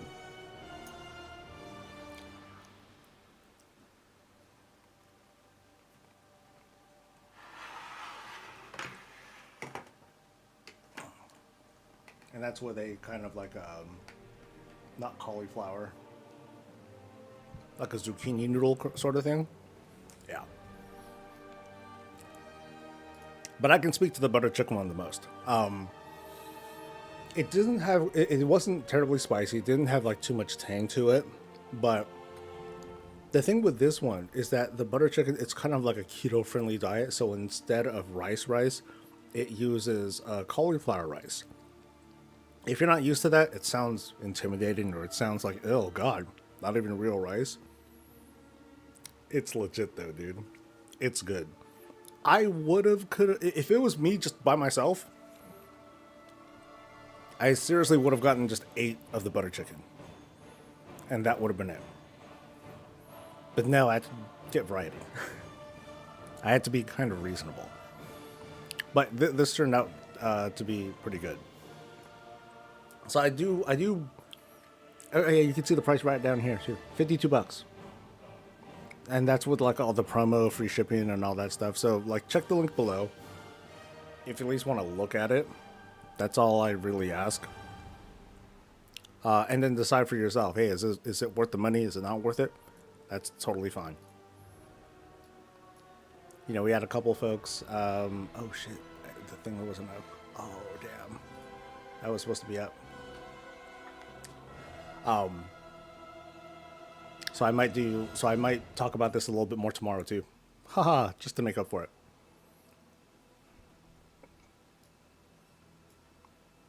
Am I going to be taking tomorrow off, or am I spending it with us turkeys?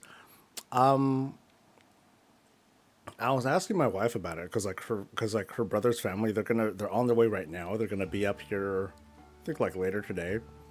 But there's nothing going on tomorrow morning. Aside from prepping some cooking and stuff, but I'm going to be helping out afterwards, so I might still stream. Yeah, that's the plan, at least. I still plan on streaming tomorrow.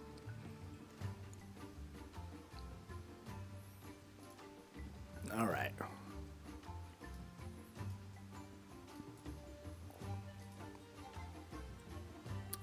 DKS Frost and Shadow, Frost Mage, Shadow Priests, and Lock. Huh? DKS Frost and Shadow. Oh, so the kind of like a Frost Mage, a Shadow Priest, and a Lock. Well, Locks are specifically demons. GKs are specifically undead. You know, that's the distinction that they try to make here, right? Let's find some shit to hug. Love. / love.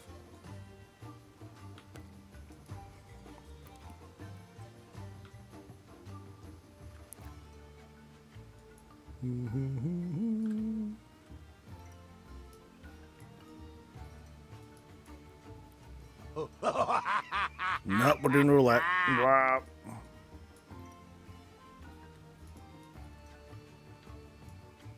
We're gonna switch out my cool shoes though, dude.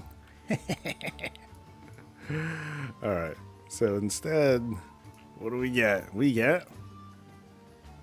Oh boy. What a goof.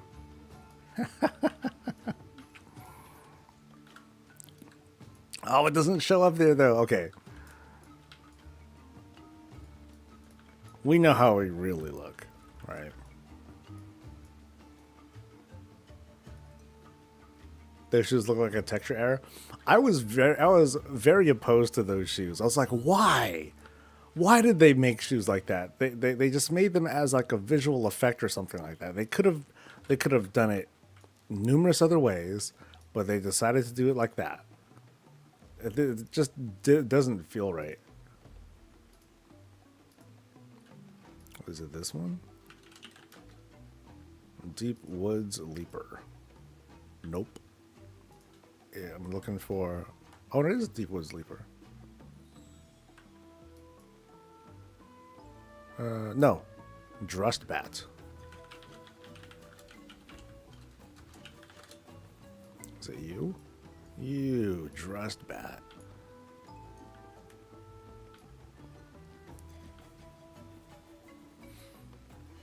What'd I get the roulette add-on? This one is from Better Wardrobe and Transmog. So it's a pretty big add-on, but it also includes a dice to which you can choose random stuff.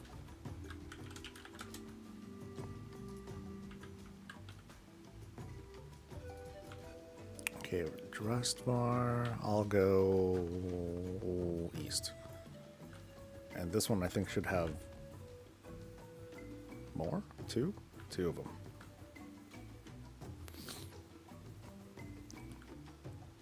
There's no death magic, it's shadow? How odd. You'd think it would be. Then again, death magic didn't exist back then, right? It was all considered shadow stuff at the time. So it's like now there are these like distinctions that can be made. But yeah, that's kind of annoying too.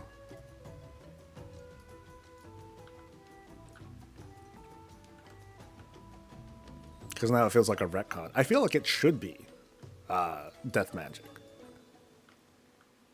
But they got, like I said, they got to retcon it. No problem, Ryzen.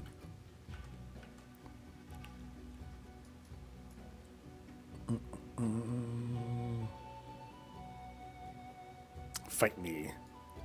I mean, I figure that's what they should do at this point, right? Retcon it and just identify it as a form of death magic. Previously unknown. I don't know. But okay, let me just do this one hug because I do need to get out of here. I need to actually finish my lunch. Tiragard Gull. Yoo-hoo. Can I just find it this time? There we go. Yeah. Almost done. Out of the way. Boop. I picked up the Wicker Pup and tapped up in Drosfar this morning. Gotta get pets I'm missing with Super Squirt Week up. Yeah, I need to do that too. Maybe I'll do that tomorrow during stream. I'll like prep some of the secret stuff. Necromancy is necromancy no matter what powers it. Good point too. Life magic does it. Nature magic does it. Fel magic does it. You know, arcane magic does it to a certain extent too. Okay. But I do need to head out. I don't think I'll work on anything because it's the holiday. So there's going to be no weekly plan. I do plan on streaming tomorrow, so you'll see me there. I have that pitiful little trading post video that I just put out, but that's about it. Maybe I'll work on some side shit. In the meantime, though, like I said, I will be here tomorrow. But otherwise, happy Turkey Day for folks who are going to be taking time off. I'll see you guys for the next thing. And until then, stay safe, stay healthy, and as always, stay reasonable.